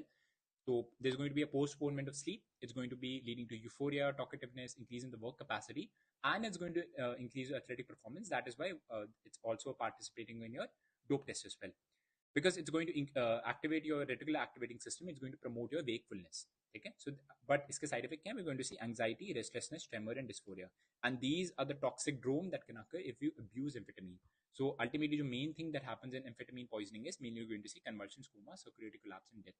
Okay, that is the main thing. All right, and इसका जो mainly जो treatment that we did, that is CPZ. Chlorpromazine is the antidote of choice in case of your this poisoning, that is amphetamine poisoning. ठीक है? बस ये बात है, amphetamine poisoning, whenever amphetamine जो भी abuse करते हैं, mainly it's going to have a drug seeking behavior, but we're not going to see any withdrawal effects as compared to other drugs of abuse. Then we have another drug that is phenylephrine. This phenylephrine is alpha-1 agonist. Okay, selective alpha-1 agonist. It's going to increase your blood pressure, and it's going to increase your blood pressure as well as it's going to lead to a reflex bradycardia. So where can I use this phenylephrine? I can use it as a nasal decongestion, especially orally, and I can use it for only when I need mydriasis. But अगर मेरे को सिर्फ funds को observe करना है, I don't want a cycloplegic action. I'm going to give an alpha-1 agonist, which is going to dilate your pupil by working on the dilated pupillae. उसमें मुझे cycloplegic action नहीं चाहिए. उसमें मुझे I don't want to block the ciliary muscles, which my anticholinergics would have done, but I'm not going to do that. Okay. Then we have methoxamine. And methoxamine is again an alpha-1 agonist. Again, it's used as a pressor agent. And we have mephentermine, which is again used as a pressor agent. Okay. Mephentermine जो है, it's again a mixed acting drug. It's going to have a cardiac stimulation action by beta receptors, as well as it's going to lead to a vasoconstriction by alpha action. So again, mephentermine हो गया, ephedrine हो गया, या methoxamine हो गया, all of these are pressor agents. And where do you use mephentermine? Mainly hypertension during your spinal analgesia, or your surgery, or shock in your myocardial infarction. Then we had some beta 2 agonists. We have talked about alpha 1 agonists as well. Now we're moving on to a beta 2 agonist. Beta 2 agonist mainly we have two groups. That is your short acting beta 2 agonist, that is SABA, and we have long acting beta 2 agonist, that is LABA. SABA we have two drugs, that is your salbutamol and terbutaline, and लाबा में we have बैम्बुटेरॉल, सामिटेरॉल, फॉर्मेटेरॉल, ठीक है, ये हमारे drugs हैं that's in your लाबा, ठीक है. So these drugs will be discussed more importantly mainly on bronchial asthma, ठीक है. Then we have some nasal decongestion. These were both drugs. They were alpha-1 agonists. एक हमने nasal decongestion already पढ़ी, that's phenylephrine, which was oral. But these drugs are mainly topical drugs, which we're going to talk about. So these are topical drugs. They're alpha agonists, ठीक है. And what they do is they're going to lead to vasoconstriction in nasal mucosa. तो जो हमारी सारी secretions हैं, nasal secretion, that's going to dry up. So it's a nasal decongestant. So what are the drugs which are there? So nafazoline, xylometazoline, and oxymetazoline, ठीक है. And the main action is mainly on the alpha-2 receptor. I told you guys, alpha-2 receptor is also present post-junctionally as well. Okay? So just remember that. It's going to be present on the blood vessels. So vasoconstriction usi ke through ho raha hai. But if I'm going to persistently use these blood vessels, your persistent vasoconstriction ke karan, I might develop anosmia, I might develop atrophic rhinitis, and a very important ENT condition that's known as rhinitis medicamentosa. So this is a rebound phenomena that occurs due to the use of your topical decongestants. और ये होता क्यों है? Mainly it occurs due to down regulation of your alpha receptors and presynaptic release of your noradrenaline, which will lead to what? It's going to lead to rebound congestion. Because अगर मेरे alpha receptors कम हो गए हैं, I'm going to see a beta mediated response predominant. ठीक है, तो rhinitis medicamentosa का treatment क्या है? Mainly short course of systemic steroids. You might use local steroids and your withdrawal of your nasal drops. So that's your rhinitis medicamentosa. ठीक है. So all in all, what I can use the sympathetic drugs for? I can use it for your shock. ठीक है, I can use it for that. Anaphylactic shock के लिए mainly my drug of choice will be adrenaline, and dopamine I would use in those conditions जहाँ पे मुझे shock with oligouria मिल रहा है. और अगर if I only want to increase the blood pressure only, तो उस case में I might even prefer noradrenaline. It's also going to be used along with a local anesthetic as well, so that उसका prolong हो जाए action. उस case में you can use your adrenaline in this ratio, that is 1:80,000 से लेके 1:2 lakh ratio के use कर सकते हैं, along with a local anesthetic we can use that. It can also be used for control of any local bleeding, ठीक है. And cardiac arrest के case में we use adrenaline in a 1:1000 solution, ठीक है, and intravenously, and we can flush it with 20 ml of normal saline. That is in your जो हमारा advanced life support के case में, that's your cardiac arrest में.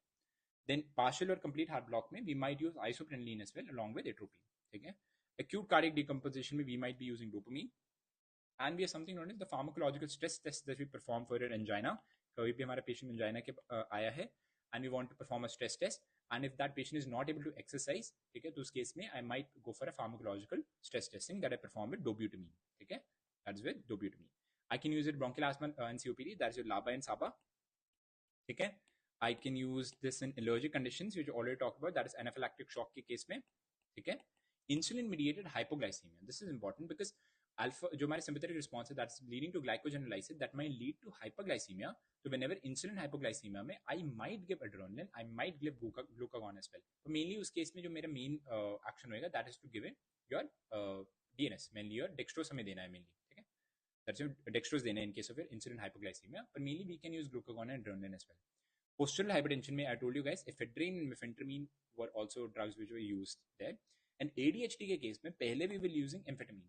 But problem क्या है ना, I forgot to tell you about कि amphetamine जो है it also inhibits your eating centers, ठीक है, it's going to inhibit your eating center present in your lateral nucleus. तो अगर ये मेरा eating center inhibit हो जाएगा, I'm going to suffer from anorexia, और जो बच्चे हैं mainly they're not going to consume enough food, उनकी appetite is going to drop, and that might lead to growth retardation. I'm going to talk about long term के case में. So now we have better drugs in case of ADHD, like we have methylphenidate, which is an amphetamine-like drug, and we have atomoxetine.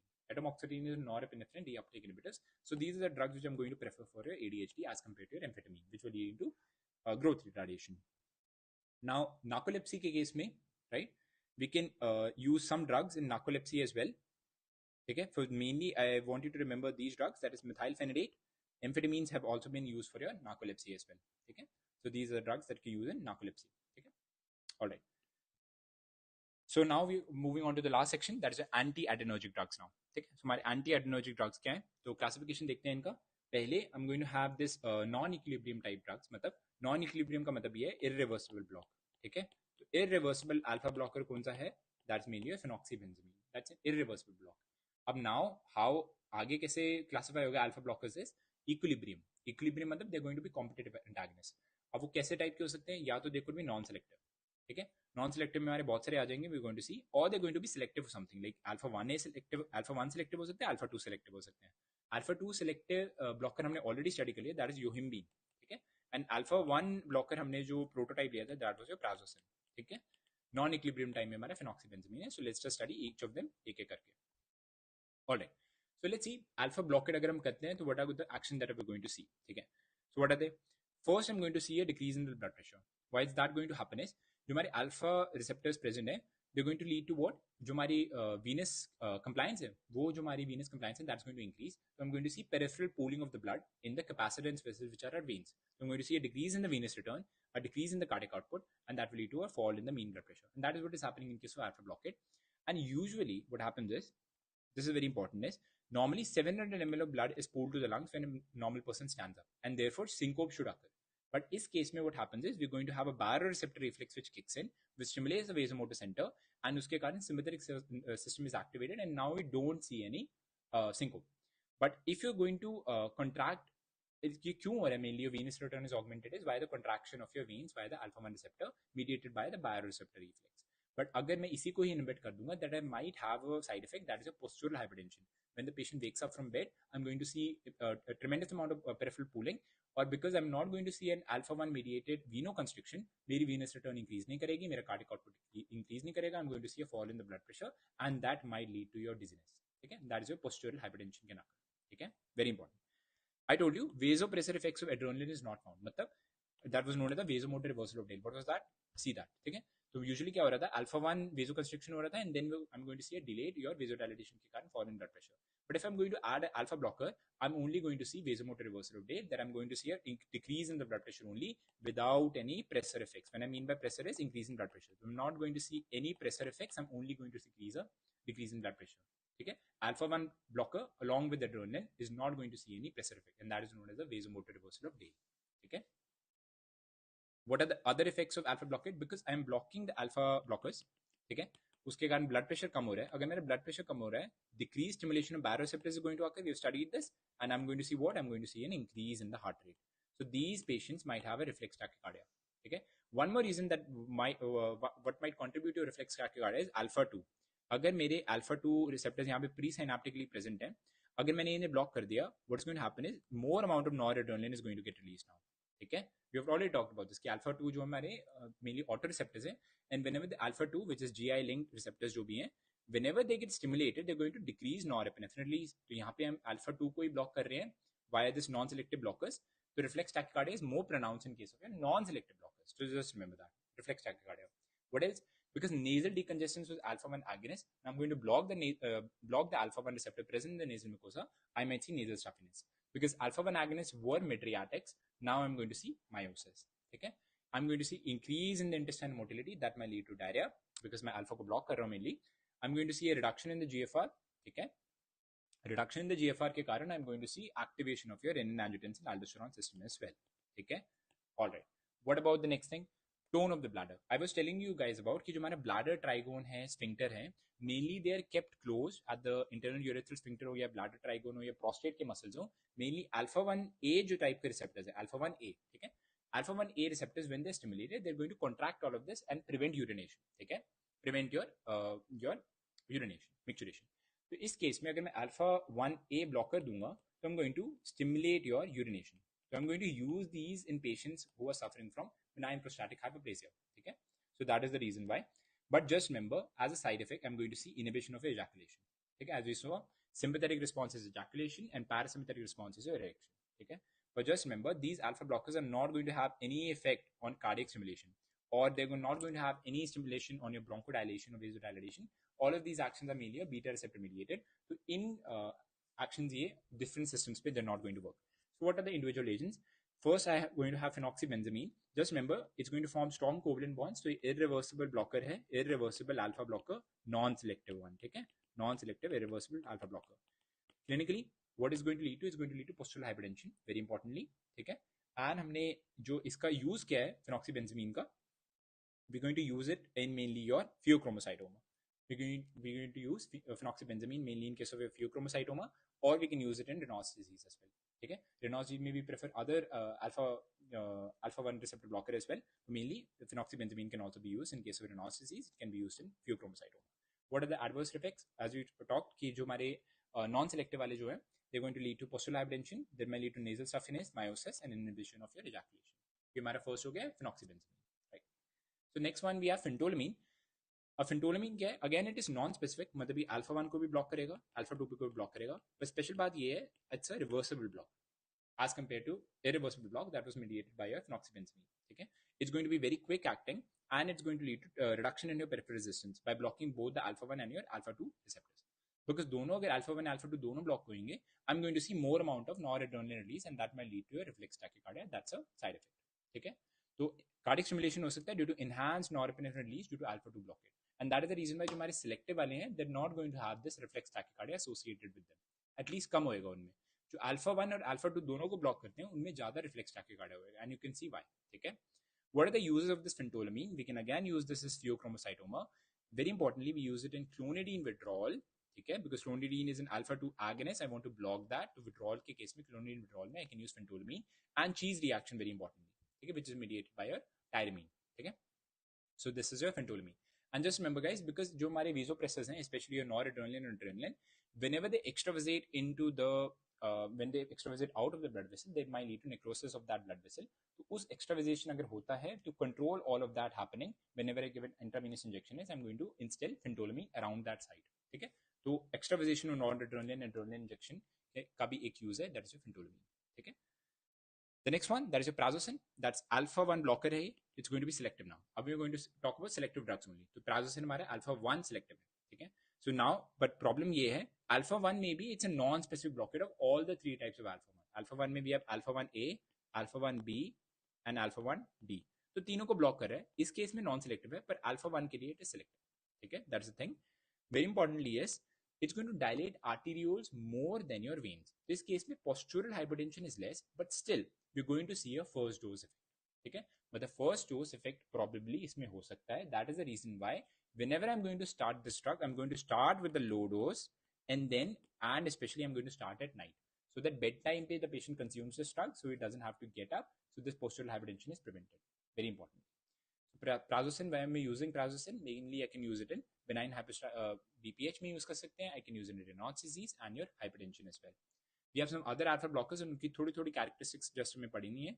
That's mainly your terazosin. ठीक है, terazosin और doxazosin का एक similar effect है, that they're used in benign prostatic hyperplasia, but only एक तो हमने कहा था जो relaxation of the trigone है या prostatic muscles उन्हें तो करते ही हैं, and they're going to release your urine की जो micturiation है, it's going to be facilitated.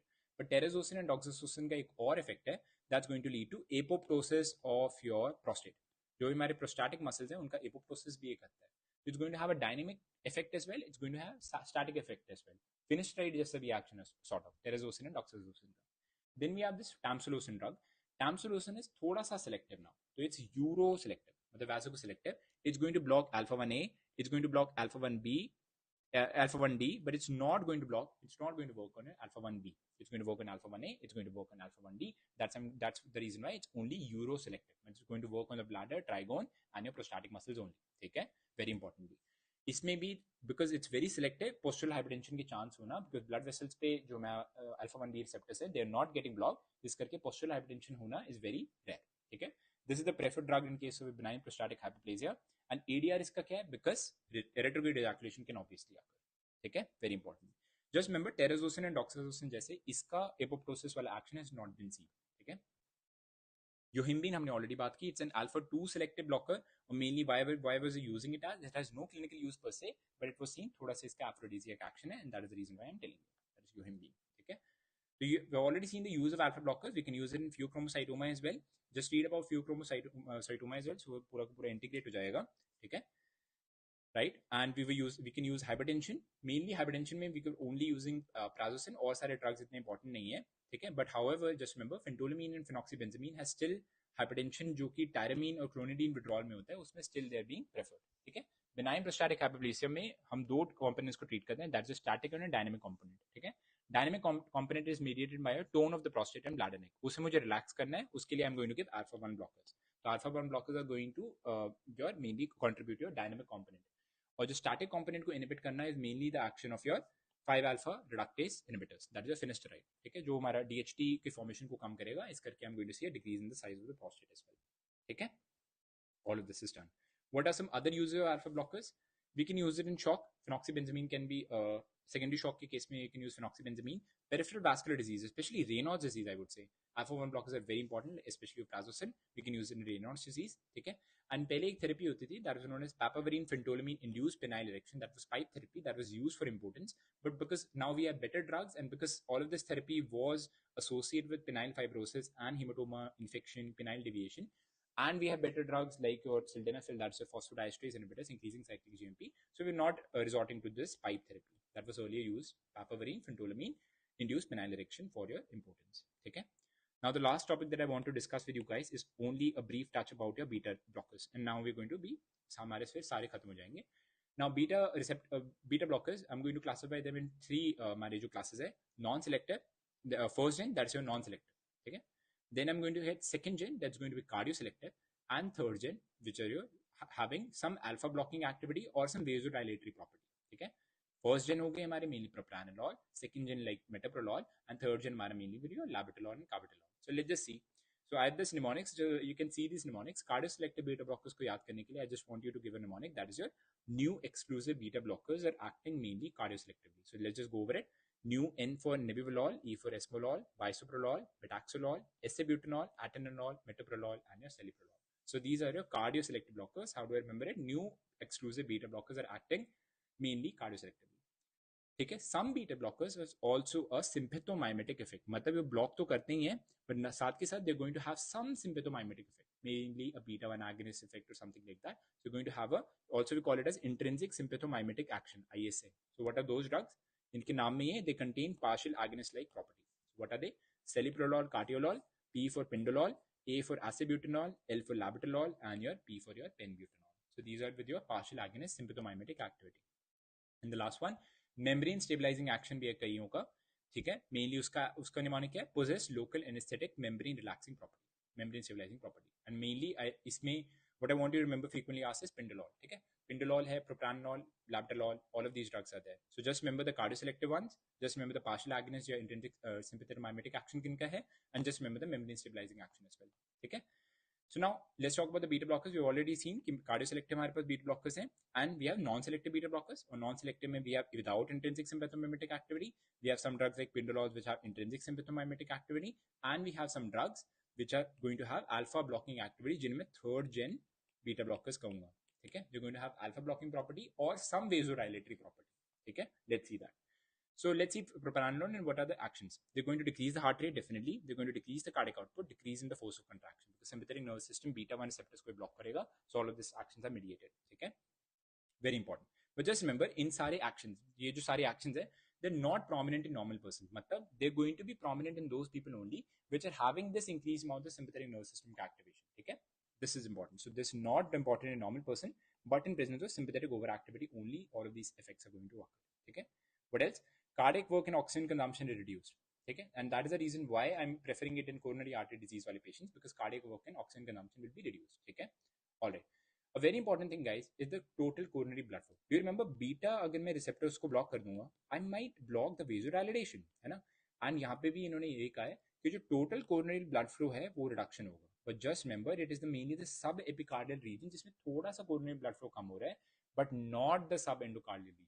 So this is important. Subendocardial region, which was mainly the one which was only getting supplied with blood during your diastole, that is not the one getting affected. And subcardial जो हमारा region है, subendocardial, उसी को से ही we are more scared of, because जो हमारा subendocardial crunch होएगा, whenever the heart is going to contract inwards, हमारा first potent site of ischemia is your subendocardial vessels, subendocardial region.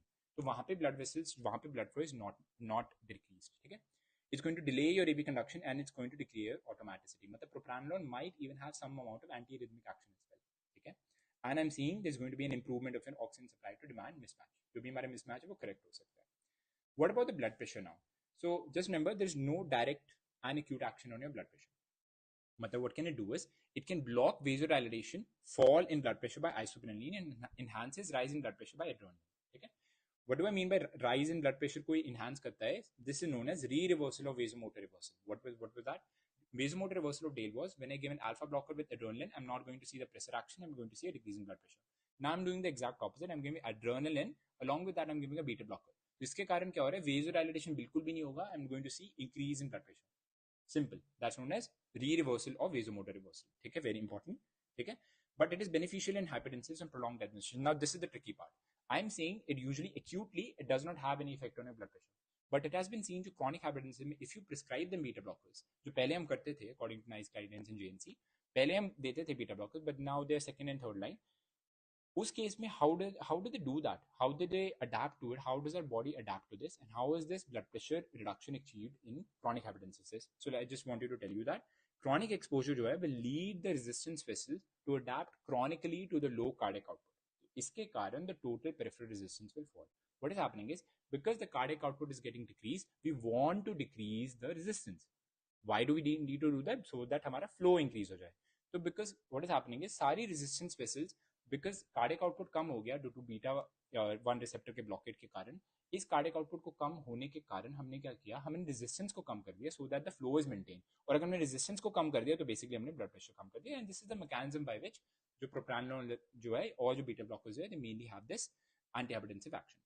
There's some other reasons as well. They're going to decrease your renal release via your beta 1. I told you beta 1 is present on your JG cells in your heart. So अगर RAS activate नहीं होगा, aldosterone activate नहीं होगा, all of this thing, angiotensin 2 is a very important vasoconstrictor as well. So all of that blood pressure release will not happen. Okay? There's also a central reduction of your sympathetic flow by these beta blockers as well. So that is also as a postulated mechanism. But this is the ones that is very frequently asked by your pharmacology professors as well. So what happens to the resistance vessels and how do they adapt to the chronically low cardiac output? और कैसे hypertension जो है treat होता है in case of beta blockers, which should not be happening because when we study the re-reversal of vasomotor reversal, we see the blood pressure should have risen. Okay, so acute condition में it does not lead to anything, blood pressure remains the same, but chronically अगर hypertensive patient if they consume beta blockers, I'm going to see a decrease in the blood pressure, and this is the mechanism why. Okay, so this is the re-reversal of vasomotor reversal. You can see that. What are other actions? Respiratory mucosa पे they might lead to bronchoconstriction, and hence we have to be very cautious in prescribing these drugs to patients on bronchial asthma. ठीक है, तो bronchoconstriction कर सकते हैं and may be dangerous in case of your presence of asthma. IMA they're going to decrease the blood pressure, हमने already बात की थी, by reducing the production of your aqueous humor. ठीक है, very important. And if just remember CNS में they're going to suppress anxiety and they're going to suppress tremors. Very important. ठीक है, तो skeletal muscle में reduction of tremor is very important. ठीक है, and they might even have a membrane stabilizing property. We are talking about propranolol. ठीक है, वो हमारा प्रोटोटाइप ड्रग है. ठीक है, what else? लिपिड मेटाबॉलिज्म की अगर हम बात करें, sympathetic nervous system is going to stimulate your lipolysis. ठीक है, बट लाइपोलिसिस अब हमारा इनहिबिट हो जाएगा because we are using a beta blocker via the beta 3 जो हमारे एडिपोज प्रेजेंट है. तो what I am going to see is I am going to see an alteration in the lipid profile and मेरे lipid increase कर सकते हैं. So that is not good for us. ठीक है, राइट. तो उस करके कार्डियो सिलेक्टिव वाले जो हमारे ड्रग्स हैं, cardio selective beta blockers, they are not going to have this beta 3 action on your adipose. और उसके कारण there much more they have less amount of blood जो हमारे लिपिड levels जो है कम इंक्रीज होते हैं in case of cardio selective beta blockers, and that is the reason why we prefer them in coronary artery disease as well. ठीक है, carbohydrate just the opposite, sympathetic nervous system leading to glycogenolysis, now it's going to lead to inhibition of your glycogenolysis. ठीक है, a very important thing is insulin. So whenever we're going to have an insulin का increase बहुत ज़्यादा consume कर लिया, ज़्यादा inject कर लिया, we're going to see hypoglycemia. और जो सारे hypoglycemia के जो signs and symptoms हैं, they mainly are due to activation of a sympathetic nervous system. But if I block this sympathetic nervous system by your beta blockers, what I can do is ये जो मेरे neuroglycopenic symptoms है, I'm basically masking them, and that is very dangerous for the patient. ठीक है, so warning signs जो भी हैं हमारे hypoglycemia के due to excessive insulin injection जो भी हम ले रहे हैं, that warning signs are basically masked by this beta blockers, and that is very important drug interaction. ठीक है, important, right. Pharmacokinetics अगर हम propranolol की बात करें, very important thing in MCQ, it undergoes extensive hepatic that is your first pass metabolism, बहुत ज़्यादा है. ठीक है, and mainly it has been seen इसकी higher bioavailability will be there if you're going to consume it with food. That's important. ठीक है, what are the adverse effects of this? It's going to lead to precipitation of your congestive cardiac failure and edema. ठीक है, very important thing because beta 1 को block कर रहे हो. However, we are still going to use these drugs in your heart failure, and this is a very important thing and a confusion which happens in students as well. हम कहते हैं यार heart failure में तो contraindicated है. Just remember decompensated heart failure में definitely they are contraindicated, they might lead to precipitation of pulmonary oedema. But in case of compensated heart failure, it has been seen whenever compensation occurs, these compensatory mechanism has a deleterious effect on the heart, which is mediated by the sympathetic nervous system. By blocking the sympathetic nervous system, we are actually going to increase the survival of that patient, which is very important. Okay, they might lead to bradycardia. Okay, and respiratory में हमने already bronchial asthma की हमने already बात की थी. We're going to have a risk in coronary artery disease. That is the reason why coronary artery disease वाले patient में we're going to see beta जो हमारे selective beta blockers हैं उन्हें हम prefer करेंगे. वेरिएंट एंजाइना एक्सासर्बेशन वेरी इंपॉर्टेंट है. Variant angina एक्सासर्बेशन है जो हमारा बीटा 2 मीडिएटेड वेसोडाइलेशन है which should have happened in vasospastic angina, वो भी अब इनहिबिट हो जाएगा. I'm going to see immediate constriction of, I'm going to see worsening of your vasospastic angina. That's also known as a Prinzmetal angina. So angina में I can give, but I can't give it in vasospastic angina. It's a strict contraindication of your beta blockers. ठीक है. Whenever I'm going to withdraw the beta blockers, I'm going to do that slowly. वरना I'm going to see a rebound hypertension and worsening of the angina. ठीक है. Very importantly, cold hands and feet, मतलब peripheral vascular disease को ये version करेंगे because ये beta blockers हैं. They might be non selective, beta 2 को block कर सकते हैं, उसके कारण वीजो कंस्ट्रिक्शन हो सकता है and you might see cold hands and feet. ठीक है, right. Propranolol is often avoided in diabetics, हमने ऑलरेडी बात की. How can it inhibit your warning symptoms and contraindication और क्या है इसका, partial and complete heart block. ठीक है, बिकॉज ऑलरेडी कंडक्शन को और कम कर देगा. ठीक है, तो partial and complete heart block में they are contraindicated. As you see cardiac failure का ट्रीटमेंट कैसे करते हैं, एबीसीडी के अकॉर्डिंगली हम चलते हैं. दैट इज एसिम्प्टोमेटिक में we mainly go for ACE inhibitors. One the patient, जो हमारी बी स्टेज है, that is stage B. But stage A में only the high risk factor is there, but there is no structural change or functional change. B में there going to be what? There's going to be some amount of your high risk factor भी रहेगा, but it's going to be structural and functional changes. As soon as B stage occurs, we're going to prescribe beta blockers.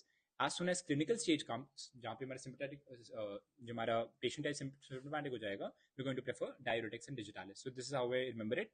A stage में I'm going to go for ACE inhibitors. But only high risk factor is there. There is no structural change, there is no functional change, there is no symptoms. B stage में भी there is no symptoms, but there is going to be structural and functional change. इस case में B for B, and तो basically beta blockers I'm going to prefer. In case of the C stage, जो हमारी clinical stage है, that is a symptomatic stage, I'm going to go for your diuretics and digitalis. And last में जो हमारी decompensated disease है symptomatic stage में, that's your stage D. ठीक है, उसके लिए I'm going to go for other things as well, like a heart transplant or continuous IV inotropic therapy, or I can use your mechanical assist devices as well. ठीक है, ठीक है. We already talked about the drug interactions as well. Propranolol और insulin का हमने already drug interactions पढ़ लिया है. और अगर मैं propranolol को alpha agonist के साथ दे दूं, that may lead to an increase in the blood pressure as well. And just remember, NSAIDs and propranolol का एक और interaction है, that's going to lead to, NSAIDs are going to lead to attenuation of your antihypertensive action of your beta blockers. Very important. Okay, all right. So we've already seen कि cardio-selected drugs के क्या advantages हैं. Mainly, they're going to have low propensity to cause bronchoconstriction because they are only beta 1 antagonists. ठीक है. They're going to have lesser interference with your carbohydrate metabolism because they're not going to have any action on beta 3. Okay? They're going to have lower incidence of cold hand and feet because they're not going to work on beta 2. They're going to have lesser suppression of essential tremor. Okay? Why? Because they're not non-selective. So propranolol is mainly preferred for your tremors because it's non-selective. But जैसे हम selective में जाते हैं तो हमारे tremor वाली जो capacity है, tremor को reduce करने की, that's going to decrease. So non-selective beta blockers are preferred for tremors. ठीक है? And there's going to be lesser impairment of your exercise capacity, and there is no deleterious effect on your lipid profile. So you can prescribe them to coronary artery disease वाले patients or as a prophylaxis or MI as well. So these are हमारे cardio-selective drugs. ठीक है? All right. Just remember, the next things are membrane stabilizing effect. हमने already कई drugs के साथ पढ़ा था that they're going to block your sodium channels. And you can see जो हमारे mnemonic था उसके accordingly you can refer to that as well. So just see metoprolol, it's a beta 1 selective cardio-selective blocker. Okay, just remember we can have two types of hydroxylators of your metoprolol. It's mainly a CYP2D6 substrate hai. So we're going to have slow and fast hydroxylators of your metoprolol as well. Just remember we can use it in diabetic patients, and we can use it in patients who are on oral hypoglycemic drugs, and we can also use it in patients with peripheral vascular disease as well. We were not doing that in case of propranolol. That is the reason why metoprolol is better in case of these patients. Atenolol, again, it's beta 1 selective, and mainly इसका भी there's no lipid profile adverse effects इसके भी नहीं है. What next? We have partial beta agonists, हमने already बात की थी, that is intrinsic sympathomimetic action है जिनका. So these were the ones I want you to remember: pindolol, acylbutanol, celiprolol, like these drugs. I had esmolol. ठीक है, this esmolol इसका जो main है, जिसका main thing that I want you to remember is it does not have any intrinsic sympathomimetic action. It does not have any membrane stabilization action. ठीक है, it's ultra short acting drug, and we've already seen when we were discussing cholinesterases. हमने जो acetylcholinesterase की बात की थी, हमने कहा था RBC esterase is an enzyme which is present in the RBC which is going to lead to metabolism of this esmolol. So this esmolol is ultra short acting. So why am I going to use this esmolol? I can use it in supraventricular tachycardia. ठीक है, adenosine is the drug of choice in supraventricular tachycardia, but I can use esmolol as well. SVT, atrial fibrillation, atrial flutter, I can use that. Arrhythmia during anesthesia, I can use that. Cardiac surgery में अगर कोई arrhythmia हो, I can use that. And mainly I want you to remember is aortic dissection. ठीक है, just remember aortic dissection standard classification के accordingly we have different treatments, 1 and 2 के accordingly.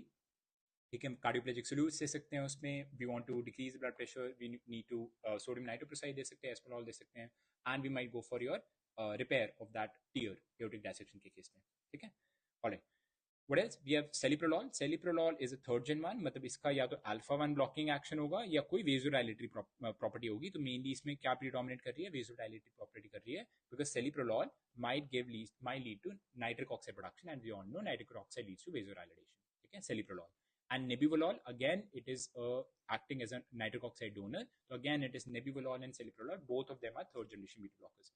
Another third, so what are the use of these beta blockers? We can use it in hypertension. पहले हम first line देते थे, but now it's not the first line. First line हमारे main वही है, that is your CCBs or your diuretics. ठीक है, mainly your CCBs we can give, or we can give your ACE inhibitors. ठीक है, so hypertension में. Then we have angina pectoris में, just remember vasospastic angina में we can't give that. Myocardial infarction very important. Beta blockers हमेशा देते हैं myocardial infarction में. ठीक है, so myocardial infarction में what are they going to do? First is secondary prophylaxis. They're going to prevent the reinfarction, and they're also going to prevent any ventricular fibrillation that might have occurred. ठीक है, all right. They might be used in congestive heart failure. Just remember compensated. ठीक है, compensated heart failure में we can use that. Pheochromocytoma we use that, but just remember pheochromocytoma में पहले initially 7 to 10 days before the surgery we start the patient on phenoxybenzamine or phentolamine, and then later 3 days before the surgery we switch to beta blockers. अगर हम पहले beta blockers दे देंगे ना pheochromocytoma, that will lead to increase very shoot up of your blood pressure. ठीक है, hypertensive emergency crisis हो सकता है. तो पहले हमें क्या देना है, हमने अल्फा ब्लॉकर देना है, देन उसके बाद बीटा ब्लॉकर देना है. बिकॉज हमने पहले अगर बीटा ब्लॉकर दे दिया तो बीटा टू मीडिएटेड जो हमारा वेजोडाइलेशन है that would have suffered, and we will see increase in the afterload, increase in the blood pressure. So that is a very important thing. Hypothyroidism we can use beta blockers. Why? First thing, because जो भी हमारे sympathetic systems are mediated by your T3 T4, वो तो inhibit होंगे ही होंगे, but at higher doses of propranolol it has been seen it functions as it inhibits your dehydrogenase enzyme which converts your T4 to T3. तो उससे भी वो inhibit करता है. It is the most effective drug that we can use for your prophylaxis of migraine as well, so that can be used, especially propranolol. ठीक है, anxiety, social phobia, essential tremors में भी we use propranolol. ठीक है, we have some drugs used in glaucoma as well. In aortic dissection, don't forget esmolol and sodium nitroprusside as well. Alright, so this is the thing that I was telling you about. आजकल जो हमारा hypertension का mainly management, अगर black all ages में we are going to prefer your CCB or a diuretic, and all other में तो Indians come here, so we either prefer go for a CCB or a diuretic. पर अगर all other patients है less than 55 years, we go for ACE inhibitors, ARBs or CCB or diuretic. पर अगर more than 55 years है, we go for a CCB or diuretic. Rationale इनका ये है कि non-black races में we might see something known as hyperreninemic hypertension. तो उस केस में ACE inhibitors or ARBs might be very effective. ठीक है, especially when they are of lesser age, less than 55 years. Alright. Older patient may we go for a CCB. That is the most preferred one. Alright. The last two drugs that I want to discuss is labetalol. Just remember, labetalol is an alpha blocker as well. Okay, so again, it's a third generation beta blocker. It has an alpha blocking activity as well. तो जो हमारे पास जो commercially available solution है, it's an alpha 1 blocker, it's a beta 1 blocker, and a beta 2 blocker. Plus, we are going to see a beta 2 agonistic property as well. And mainly, it's going to block beta receptors more than an alpha receptors. Okay, so what do I mean by that is lower doses पे it's going to function like propranolol because it's going to block your beta receptors. And at higher doses, it might even work as your prazosin. मतलब you're going, it's like labetalol को देना is like giving prazosin as well as propranolol इकट्ठे at higher doses. Okay, right. So what do we use it for? We can use it for pheochromocytoma. We can use it for clonidine withdrawal. We can use it for gestational hypertension very importantly, and hypertensive emergencies. We can go for labetalol. Okay, right. Carvedilol is the same thing, but यहाँ पे alpha 1 blocker भी है, and C for carvedilol, and it's also a calcium channel blocker as well. Again, it's a third generation beta blocker only. Alright, so we are at the end of this slides. So it was odd about 70 slides that we have covered today. आज का session was tad bit long, 1.5 hours हो गए हैं. So thank you everyone for joining. I'm going to close this session now. Okay, so just revise all of this and attempt all जो भी हमारे previous year MCQs वगैरह हैं, and I'm going to see you tomorrow. Alright, thank you so much for watching.